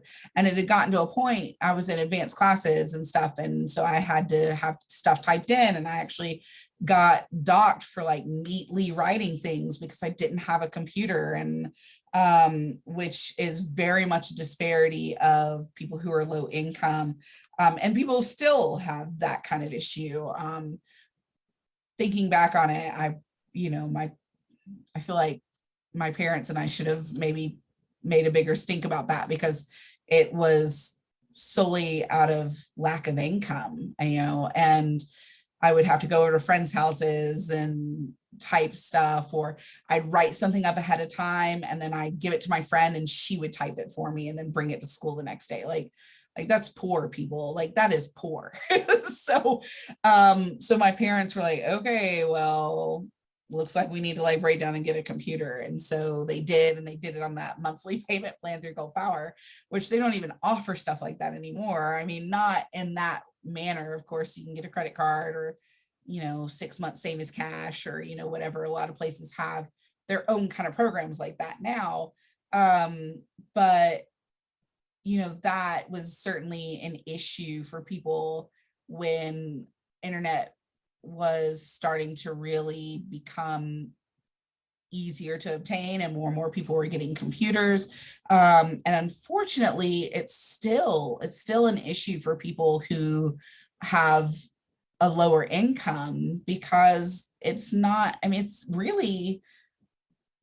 a necessity in one way, but it's a luxury in another. You know, like when it's okay, electricity, water, and food, or cable and internet, you go with electricity, water, and food, right? So there's still a lot of disparities when it comes to that, when it comes to people's age, obviously older people or really young people who don't have their own means and then their family doesn't. Race, ethnicity, and income, because again, like we talked about before, you know, when minorities have been generationally held back, that also means that a lot of times there's a disparity in income because of that. Not always, but that is a problem. And so that means like minorities are more likely to have income issues. So that causes a huge gap in access to internet, which causes a lot of problems with people being able to succeed, really. So that's known as a digital divide, the gap in access to the internet among demographic groups based on education, income, age, geographic location, and race or ethnicity. So like if you live in the middle of the boonies or whatever, right? Like, and you know, like nobody's run internet out to that, like that can be a problem. I've actually had some students who like lived way out in the sticks, and that would be a problem. They'd have to like come to the college to do all of their work, and you know, or even if they had like a cell phone or they had a computer, like, you know, they couldn't get like good signal or anything where they were living. And so that is still a problem for a lot of people. And because everything is tied to online in today's society, because news is online, because paying your bills are online, like even access to your doctors to make appointments, you know, they want you to go online instead of calling and that kind of thing.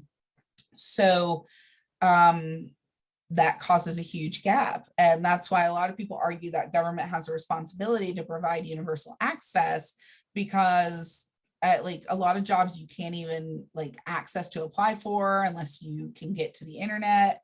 And so the Biden administration actually did pass something, I think it was last year, where you, depending on what your income situation is and stuff, you can actually put in your information online and then qualify. I think you have to apply through your internet provider.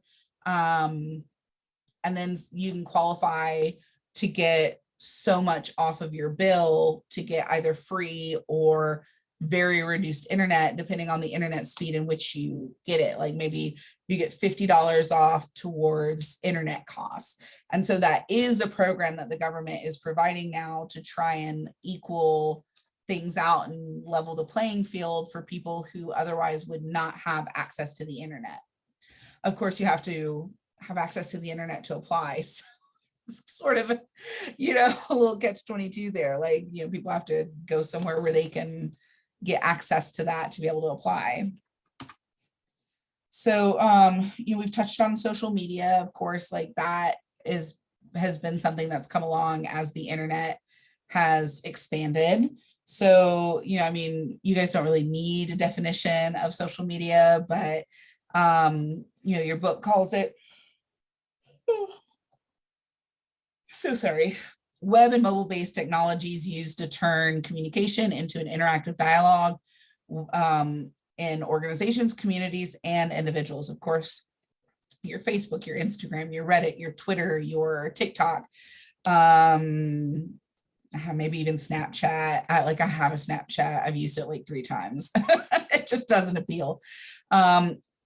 People can learn about politics and political news from each other, which is good because it expands accessibility to information. But on the other hand, then you've got to like, okay, can I trust what this person's talking about and what they're sharing out there? And it provides a platform for people to engage directly with political candidates and elected officials, because now it's the standard practice to have a Facebook page or an Instagram or whatever to track your campaign or to track what you're doing as an elected official. And so it makes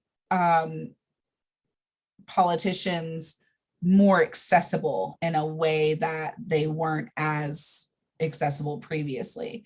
So social media has absolutely like blown up, as we well know. And your book says that it's the most important trend in news and political communication, which makes sense, again, because it's so accessible. I mean, people even do fundraising through social media. And I mean, it has become an imperative part of the political process and part of the news media process. You know, your book has talked about Mark Zuckerberg several times throughout the chapters and used him as an example of how the news has been disseminated. He was definitely attacked in 2020 because he allowed lies basically to be put out there by politicians in ads and stuff, because let's be real, he wanted the money, right? Like, I don't care what they put out there, like I'm making the money. Because he's not regulated in the same way that traditional media is to follow with like federal communication standards. but he did make some adjustments to their policies as a result of that, and implemented filters and stuff. Of course, some people say that it's gone too far the other way, because I'm sure some of you have been impacted by this, and I know I have. Like, I've been, like, temporarily blocked with Facebook. I've been warned about the way, like, I word something, and sometimes they like program in all these keywords to like look for, but sometimes it's taken out of context. I've seen people say, like, man, like, I got put in Facebook jail for, and it'd be nonsense, like something that's not even like warranted. So they did sort of like an overcorrection, right? So this figure is on page 194. Figure 7.2, social media users by age, race, gender, and educational level. So depending on the source, right, more women use Facebook, more men use YouTube, more men use Twitter, more women use Instagram. So far, this lines up with my house. More men use LinkedIn. That's true. My husband actually does use LinkedIn more than I do. Snapchat, more females do. He doesn't even have a Snapchat, but most of the friends that I have on Snapchat, women definitely utilize it more. And then men use Reddit more by quite a large margin. And then you can see the breakdown in numbers here. So I find this really interesting, but not surprising, right? Like, Snapchat and Reddit, like 18 to 29-year-olds use it the most. LinkedIn, 30 to 49, that makes sense. They're the prime people in the career stage of their work, right? They're not just starting out, but they're not near retirement. So they've got to be like top of mind and always looking for like better opportunities. So that's not surprising. Instagram, it's pretty even between 18 to 50-year-olds. And that sounds about right. And then it really drops down after that. Like after 50, people are like, I don't even care to post anything about any doggone pictures. Like, the only social media my mom has is Facebook, and that's solely so she can like keep up with family, my brother's kids, that kind of thing. And a lot of people in her age range are that way. 30 to 49-year-olds are the widest use of Twitter. That sounds pretty on par. A lot of people, as they get more away from Facebook, I think, move to Twitter. And some people I use both pretty equally. Here in the last year or so, I have really cut down on my Facebook usage, and I have picked up a little bit more Twitter usage. So I guess I'm just getting old. And then 30 to 49-year-olds are mostly using Facebook, which makes sense because Facebook initially, you couldn't have a Facebook account unless you had a college email. So you either had to be in college or be a graduate of college. But within recent years enough, like, I doubt that my in-laws have like a college email from their alma mater because of, how long ago that was. So it's, it was hitting like a target, right? Like a certain age. And then it finally expanded to people without a college email, but you had to be of a certain age. And I don't even know if that restriction is even on there now. So it just like kept expanding. But the first group were the people in my age who were in school, in college, to garner a Facebook account. So it makes sense that we would still be the largest group of users. So, and then when you look at education levels, that stays fairly even. It looks like, with the exception of LinkedIn, and Reddit's a little different, but for the others, high school or some college use it more. If you've got, like, if you're a college graduate, you use it less, except LinkedIn and Reddit, because Reddit's used a lot of times as a news source. And LinkedIn, again, is for people who are in their career, which would be college graduates. And then you look at the different sources, and this is very interesting. So non-white, like anybody who's not considered themselves to be Caucasian, they use Instagram and Snapchat more than white people do. and a little bit YouTube. And then white people use Facebook, Twitter, LinkedIn, and Reddit more, which also makes sense. I've actually heard terms recently on like NPR about like Black Twitter and like stuff that like I would have never, because as being like why I like it didn't even occur to me that there were like very separate segments in the way that people like utilize social media. So this is a really interesting breakdown to me to show. And I'm sure if you really think about the people in your life, like these numbers probably shouldn't surprise you if you know enough people of different age ranges and who uses what, right? So yeah, that wouldn't surprise me at all.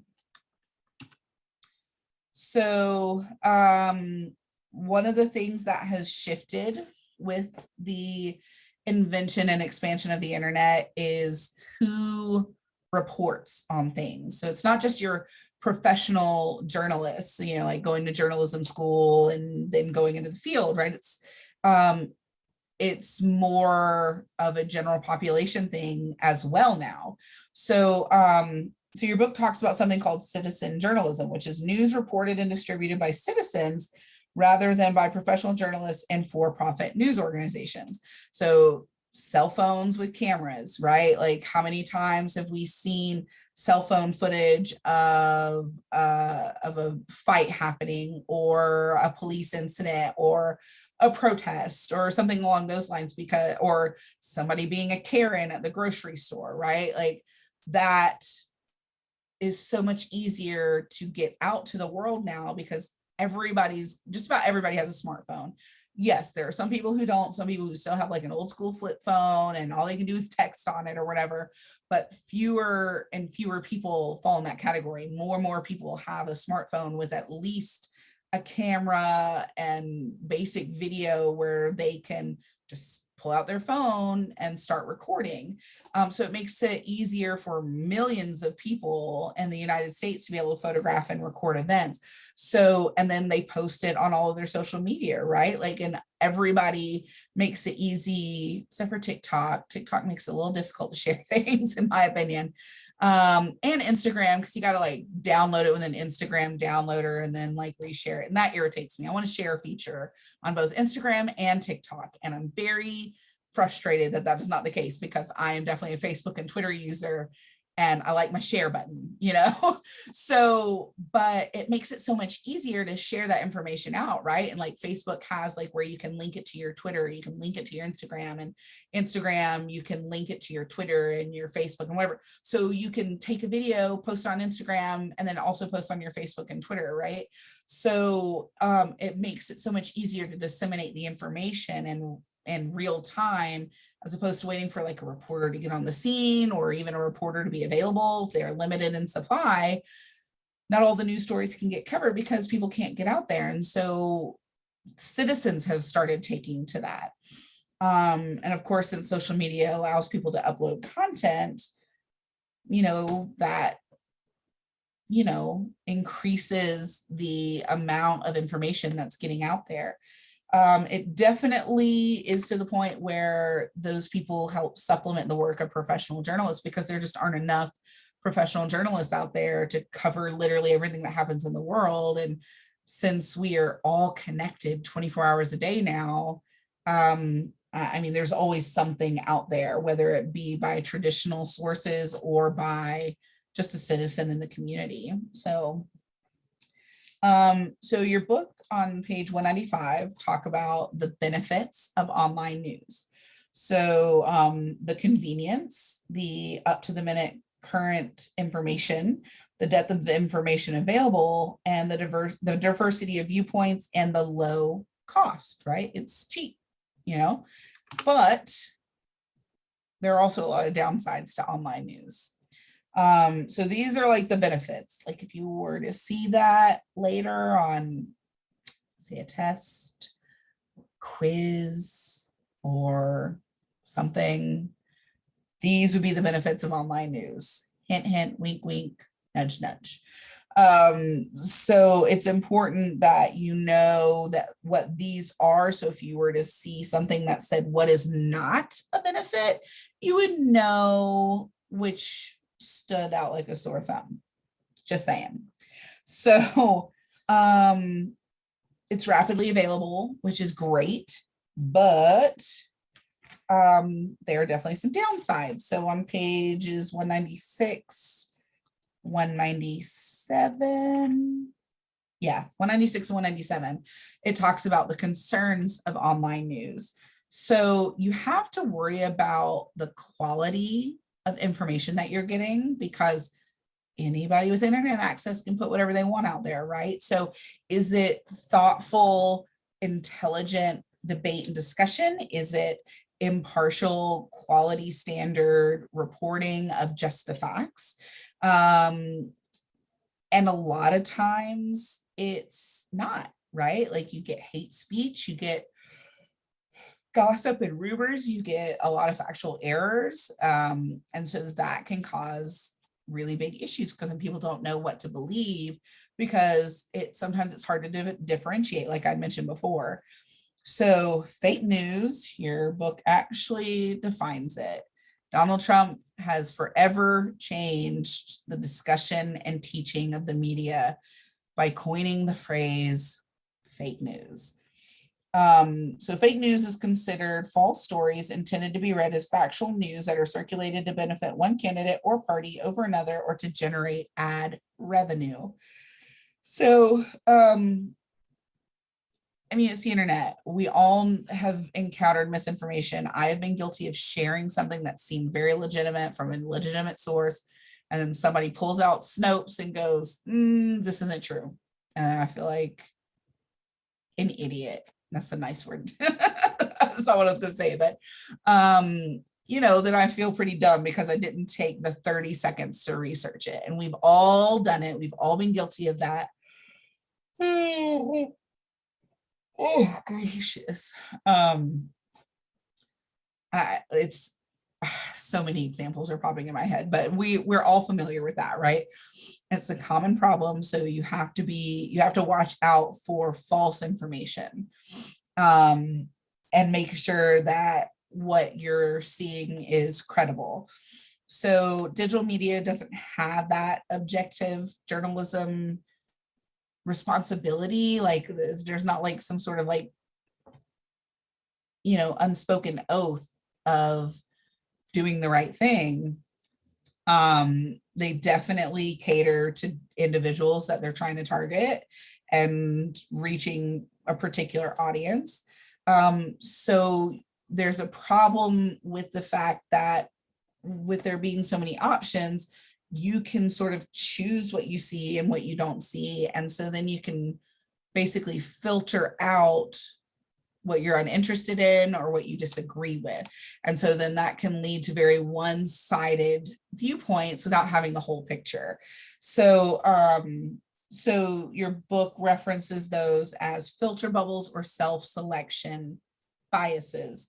So we've all been guilty of that too. Like, la, la, la, la, la, I don't want to listen to you. I don't want to hear the opposing side. Like I've made up my mind and there's no changing it. And so that definitely causes an issue, because then we have a lot of people with half of the information that they need. So let's see.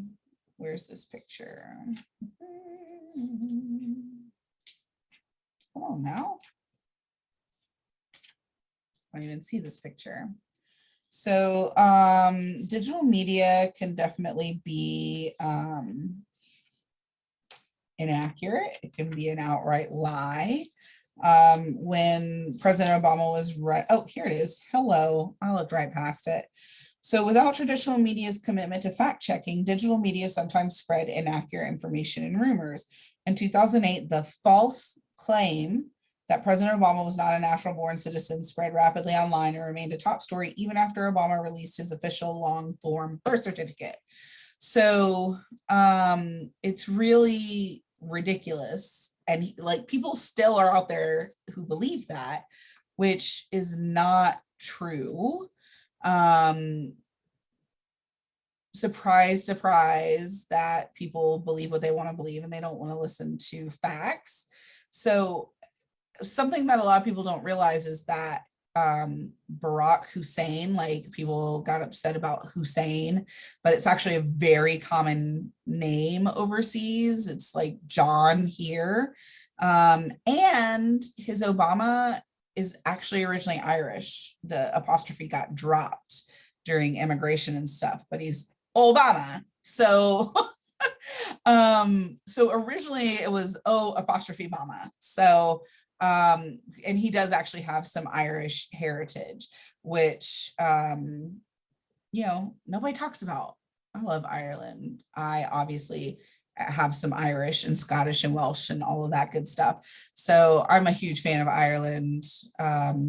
And so I was very fascinated when I found that out. Actually, on a trip to Ireland, they were talking about it, and I was like, "What? I didn't know that." So, and it was all because his name wasn't like John Smith, you know, and because he wasn't white. I mean, that's really what it boiled down to. Like, it didn't matter the politics or whatever. It was simply a matter of let's attack him because of racial undertones. So, and they did,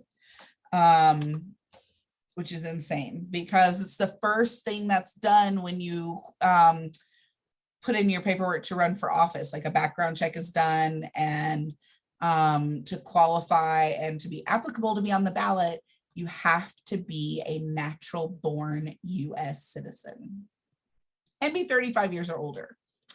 And so that couldn't have been done without him having been a citizen. So, so those are problems that definitely happen when people are not thinking clearly and not really thinking it all the way through and just sort of putting their heads in the sand and, you know, like a kid, la la la la la la la, you're not talking to me type of thing, right? So it's very important to know both sides of the story, whether you agree with the other side or not. You need to know the whole truth, not just part of the truth. One of the problems that the media faces is that just like our trust is lowest presently with the government, less people trust the media as well. 29% of Americans said that they have not much or no trust in the media. 85% of Americans believe that tone and nature of political debate in the US has become negative in recent years, as well as less respectful, less fact-based, and less focused on policy issues. I would say that that's very accurate. I think a lot of people feel like that. I think politics, like in modern times, has been negative for a very, very long time. You know, I mentioned to you guys at the beginning of the semester that, you know, used to it was more about personality because people's policies were very similar and people voted on who they liked more as like a person and who they got along with better in that sense. And then after the Great Depression and the widening of differences between parties, there were like clear lines in the sand drawn during like FDR's election and during the expansion of the federal government and that sort of thing. And that's when a lot of the bickering and infighting started and why politics got to be so political, really. So Democrats are more likely than Republicans to trust national media. This gap has grown during the Trump presidency, in part because of the war President Trump waged on the media and his frequent invoking of the term fake news to describe their reports. And a lot of that had to do with the fact that he didn't like what they were saying about him. So, you know, just because it's negative doesn't mean that it's not always true. So, and we'll talk about this in more detail with the presidency chapter, but it is imperative that all candidates of all levels make nice with the media. I'm not saying kiss up, but you attack somebody for doing their job, you really think they're not going to attack back? Do you really think that they're going to, give you glowing reviews and news stories? It's just not how it works, right? You get more honey, you get more, what is it? Flies with honey than with vinegar is the phrase, I think. So it's just important to understand that. And so we'll talk about that more when we're talking about running for office. So here is a breakdown on page 201 of who sees fake news and who does something about it. So go back and read this. More and more Americans are getting their news from social media. Social media can be an effective and efficient way to share news and information, but it can also be used to spread fake news and information. Who tends to counter fake news, and what do those people do about it? So here are the people who see and share fake news. So the green is people who are very politically aware. Red is less politically aware. So often come across made up news and information. So the highly politically aware are more aware of seeing it than less politically aware, because they know, because they're more in tune. So they're paying attention. So they know, oh no, that's fake. I saw, in several other sources that's totally different. Shared news and information they knew at the time was made up. The less politically aware people did that. And a lot of that had to do with, again, some of it's not knowing any better. They don't know that that's inaccurate information. And then shared news and information they later found was made up. And that was closer to 50-50. And anytime that I have messed up and done that and bought into it, I will apologize and delete, because I don't want to leave stuff out there that's not accurate. And this shows what people actually do about fake media when they come across it, or fake news. So highly politically aware individuals versus less politically aware. The first one says check facts of a news story themselves. So if they're highly politically aware, they're more likely to fact check on their own. Stop getting news from a specific outlet. Like if you're constantly being lied to by a particular news source, why would you keep going back to them? Change the way they use social media, change some of their settings, change who they see, change who they share from, to make sure that they're, okay, no, this person usually shares bunk, or or this particular site I was following, is always spreading lies. Report or flag a story they made up. So more politically aware people are more likely to do that. And then reduce the amount of news they get overall. Less politically aware. If they find out that something's made up, it reinforces the attitude of, see, you just can't trust any of them. The media lies, the government lies, the politicians, you just can't trust any of them. I'm just going to go about my business and I'm just not even going to get engaged. And I have so many people in my life who do that, and it makes me want to punch a hole in any wall that I'm near. I get so very frustrated, because that doesn't solve the problem. You're still less politically aware because you're not paying attention to the news.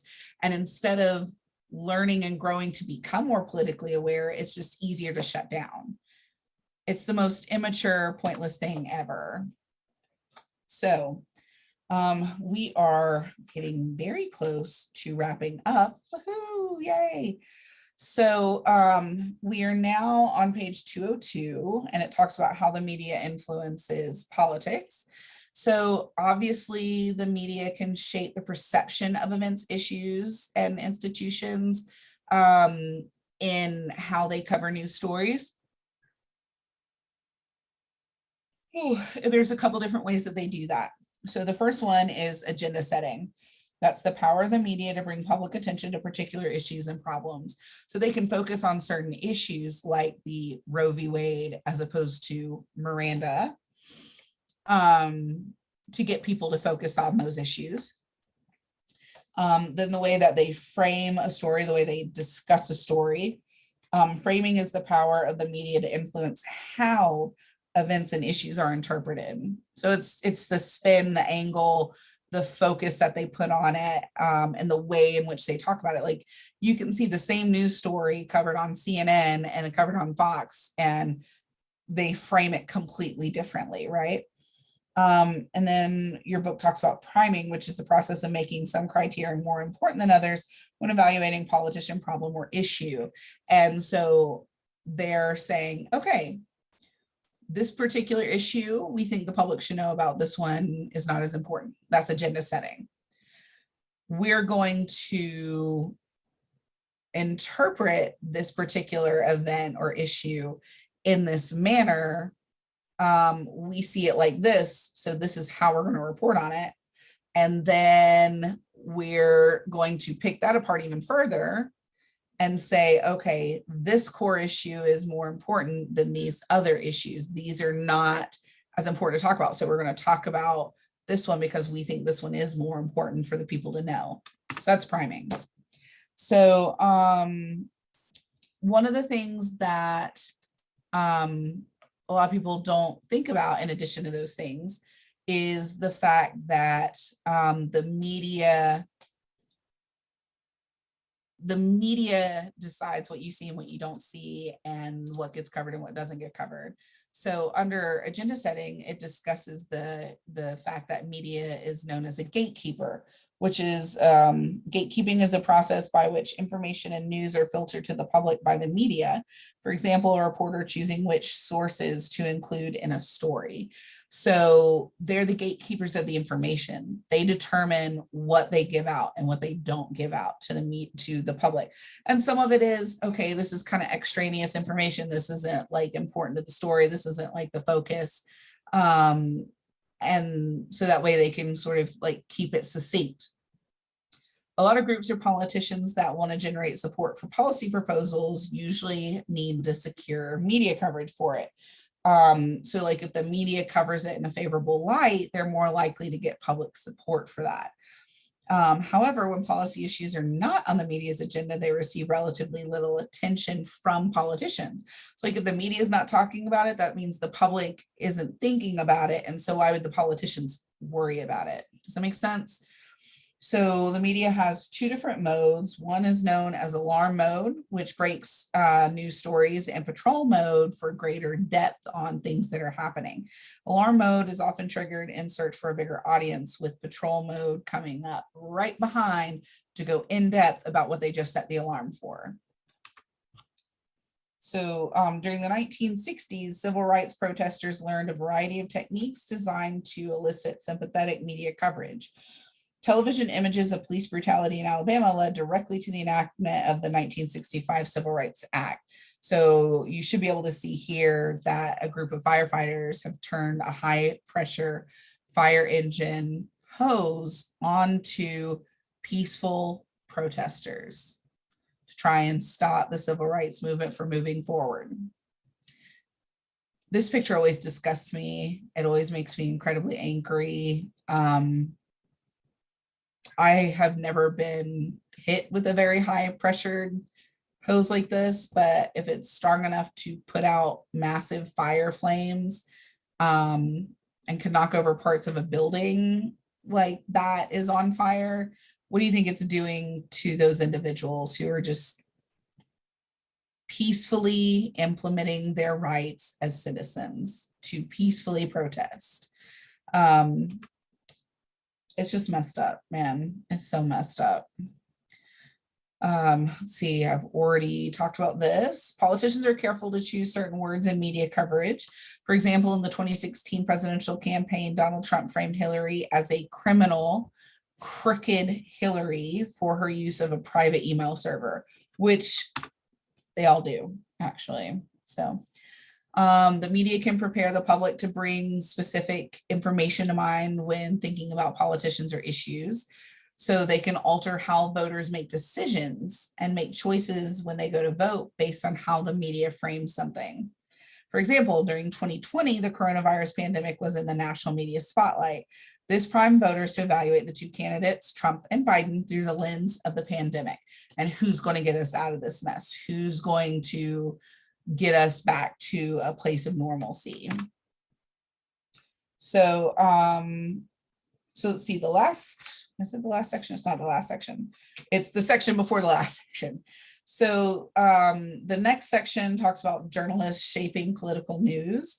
And we're discussing the relationship between politicians and journalists. So this is kind of what I touched on a little earlier.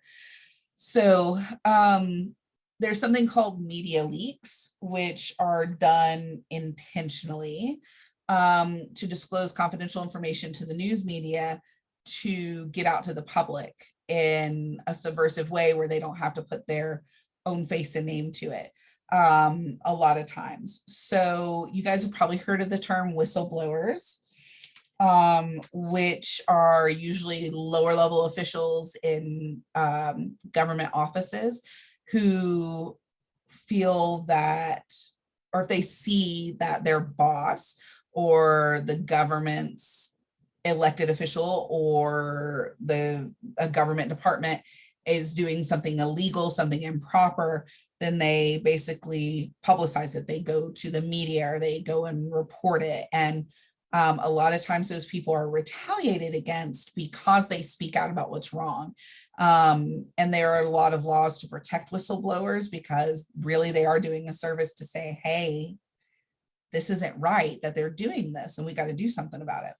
Senior government officials, prominent politicians, and political activists are more often the source of media leaks of information. Like, hey, you didn't hear it from me, but this is about to come down the pike, or whatever. And so media leaks happen often to help protect individuals, but also like get information out that the public really needs to know. So your book gives a couple of different examples of that. I won't bore you by reading the whole section, but hopefully you did. And so now your book also talks about adversarial journalism. Again, we're talking about the relationship between politicians and journalists. So the media leaks can happen when you have a positive relationship between a journalist and a politician, and they kind of give them information on occasion, and the media person covers the good stuff when they need it covered, and that kind of thing. Like I scratch your back, you scratch mine. Then there's something known as adversarial journalism, which is very much the opposite. So it's a model of reporting in which the journalist's role involves adopting a stance of opposition and a combative style in order to expose perceived wrongdoings. So the media is definitely more adversarial than it used to be. So a lot of it depends on who they're reporting on, what they're reporting on as to the sort of stance that they take. But the public has definitely learned about a lot of news stories thanks to journalists and the media using aggressive techniques to get the information. One of the examples is Watergate. Now, some of you young kids have no idea what I'm talking about. So Watergate was a situation with President Richard Nixon in 1974. He had wiretapped basically like the entire White House. He was constantly recording conversations. He was very paranoid about a lot of things. And basically some of the stuff that he had done and some of the actions he had taken that he felt like he was protecting, like, the country's security and stuff, but did a lot of illegal things on the side. That is Watergate. So, and your book talks about it in more detail here. But again, I'm not going to bore you with all of those details, especially if you've already read it. You don't want me to read it again to you.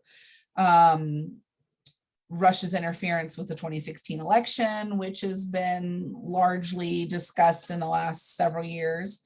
A lot of people criticize the media for being aggressive, for kind of being in your face about it. But it's critical of what makes the democratic government process work, because it keeps politicians on their toes. They know they're not going to get away with anything. It'll get caught, it'll catch up to them.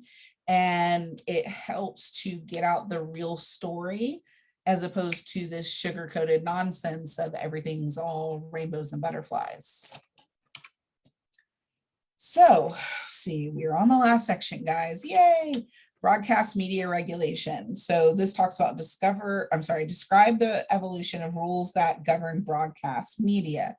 So this used to be a much longer section of the book than it is now, but so the federal government doesn't regulate a lot of media, which includes print, online, or paid cable or subscription television or radio. They do, however, regulate broadcast media, which is so subjective, right? Like you would think that it would be all of it, but it's difficult. It's also very difficult to, like, how do you regulate the internet, So broadcast TV and radio are regulated by the FCC, which I had mentioned earlier, the Federal Communications Commission. They prohibit obscenity, indecency, and profanity. So they try and keep the airwaves clean. Their standards have actually changed a lot over time, though, and they don't categorize nearly as much as obscene, indecent, or profane than they used to. They've loosened the purse strings on that a little bit. I mean, there were if you look at like old black and white shows, there was a time when all of the parents like slept in two different beds, right? Like they weren't in the same bed together. I Dream of Jeannie, like the outfits for, sorry, got something like tickling or doing something somewhere, sorry. The actress who played Jeannie, her outfits had to be high enough that it covered her belly button because that was considered to be indecent. Her belly button, people.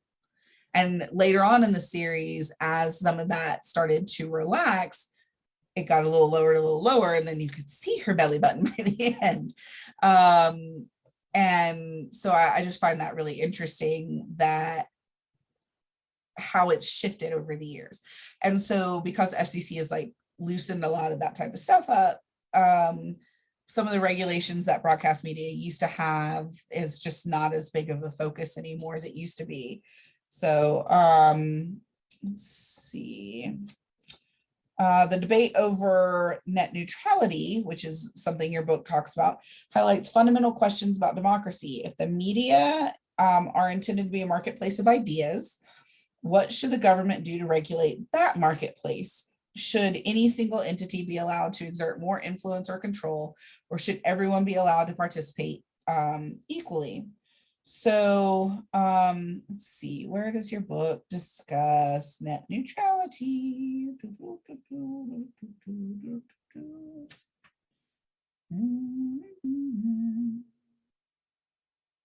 Aside from that little image, I'm not seeing it off the top of my head. I'm probably like looking right over it. So FCC has tried to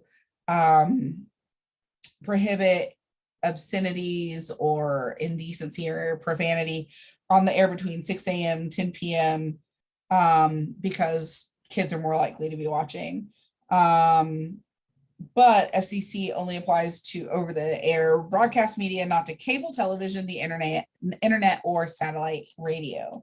So in 1996, Congress passed the Telecommunications Act, which was to help regulate a lot of this in the media giants and conglomerates.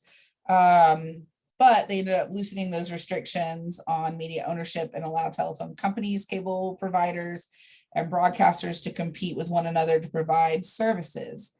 Once this act happened, a lot of mergers occurred, creating more conglomeration, which wasn't great. So I won't read verbatim on all of this, but that has been, if you look here, it says Verizon support net neutrality because it will save the economy and create a new marketplace.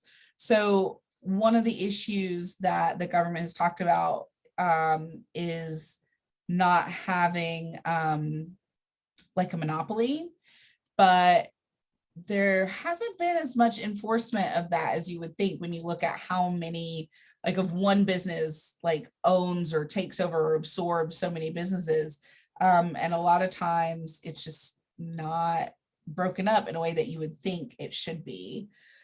So there are a couple of specific rules that the FCC is very insistent on that broadcast media has to adhere to. One of those is what's known as the equal time rule, the requirement that broadcasters provide candidates for the same political office equal opportunities to communicate their messages to the public. So if you let candidate A like come on and talk one morning, like you've got to let candidate B do the exact same thing. You've got to give them equal time. And then there's something known as the right of rebuttal, which is an FCC regulation giving individuals the right to have the opportunity to respond to personal attacks made on a radio or a television broadcast. That is a largely defunct rule, though. It's not something that is pushed as much. It's just not something that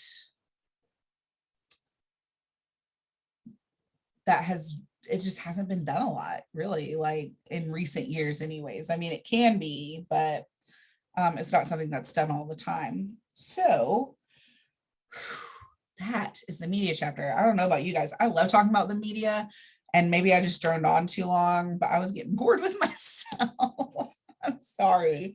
That's insane to say, but you guys were probably over it too. So as usual, make sure that you look at the what do you think on page 208 and 209 and kind of ask yourself those questions. The study guide and practice quiz on page 211, 210 and 211, definitely look at. So I'll go over the public opinion polls real quick here. It says, where do you get most of your information about news and current events?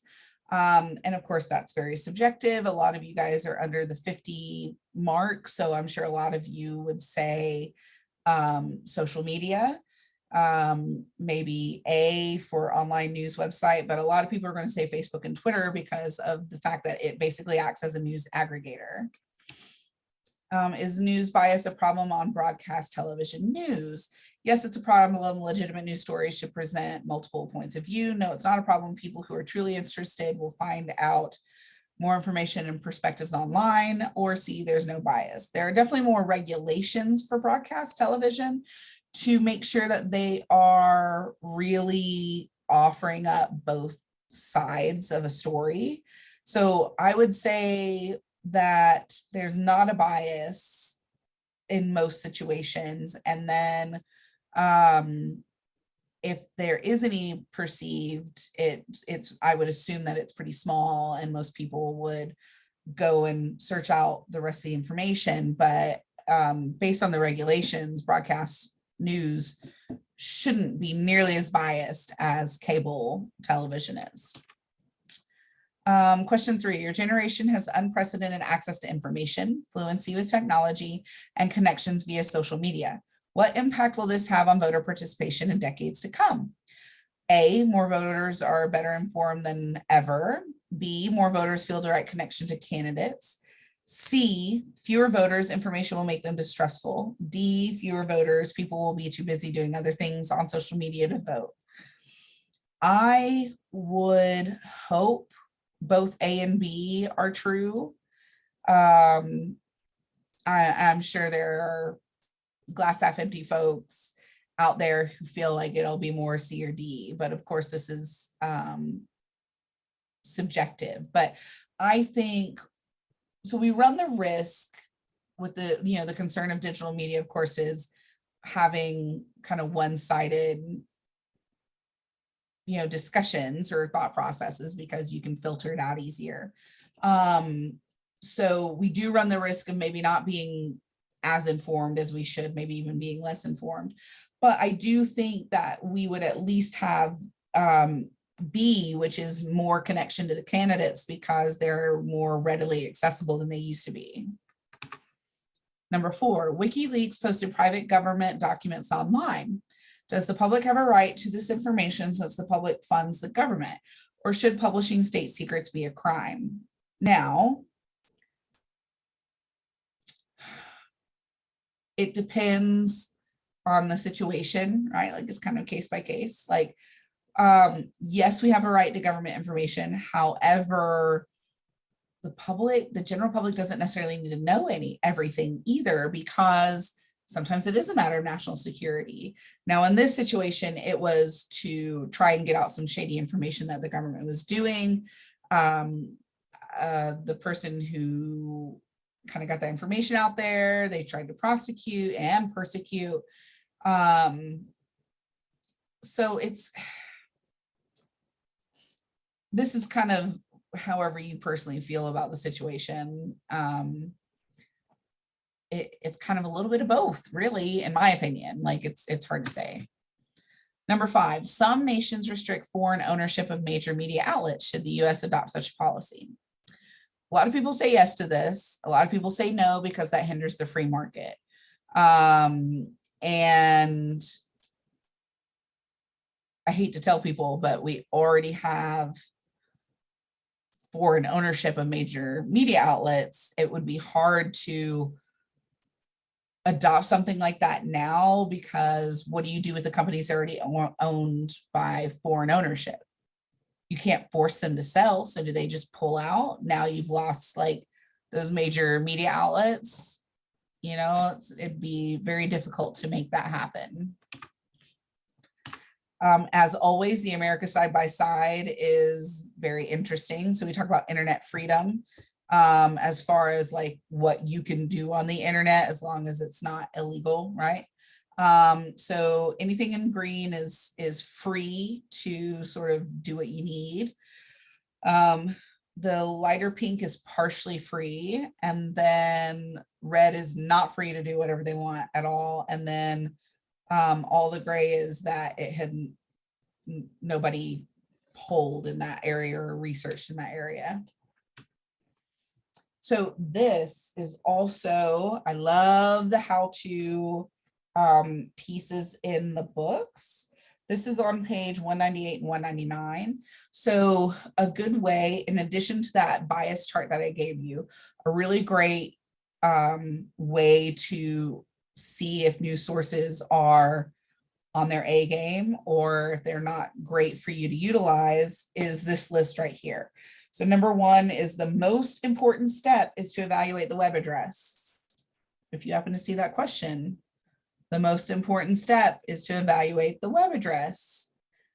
So say you saw a question of what's the most important step or the first step or something along those lines, you would say to evaluate the web address. Number 2, check the labeling of the article to assess the type of content. Check the attribution in the article and that their sources are cited. Read the publication's about page and be skeptical if it's missing. All publications should have an about. And then number 5, figure out who's producing the content. So those are all very, very important to be aware of.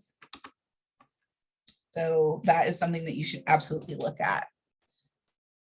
Okay, so woohoo, all done with that. Looking at the time right now, I'm concerned that I made this a very long lecture. So I hope not, but I do get really excited when I talk about the media just because it combines 2 of my passions between communications and political science. So if it is longer than like a typical class, I'm sorry. So, but I do think all of what I talked about for the most part is important. I try to give like real world examples. Some people feel like those are side tangents, but if I'm just reading directly from the book, like, what do you need me for, right? Like real world examples and giving you that supplemental information helps you to see the whole picture, to really understand the material. So if it is a little long, I apologize. So if you have any questions, as always, feel free to let me know. Reach out to me about anything. I will be doing the recordings for chapters 8 and 9 in the next day or 2 and get those posted. And I will also get you guys a study guide for exam 3, which is over 6, 7, 8, and 9. I will be working on that in the next few days as well. So I'm hoping to have that to you sooner rather than later, so you have it for most of the week. I actually think I already have one. I just have to look and make sure the information is still good and that I don't need to update it. So hopefully I can get that out to you in the next day or so. So if you have any questions, feel free to let me know. And until next time, bye guys.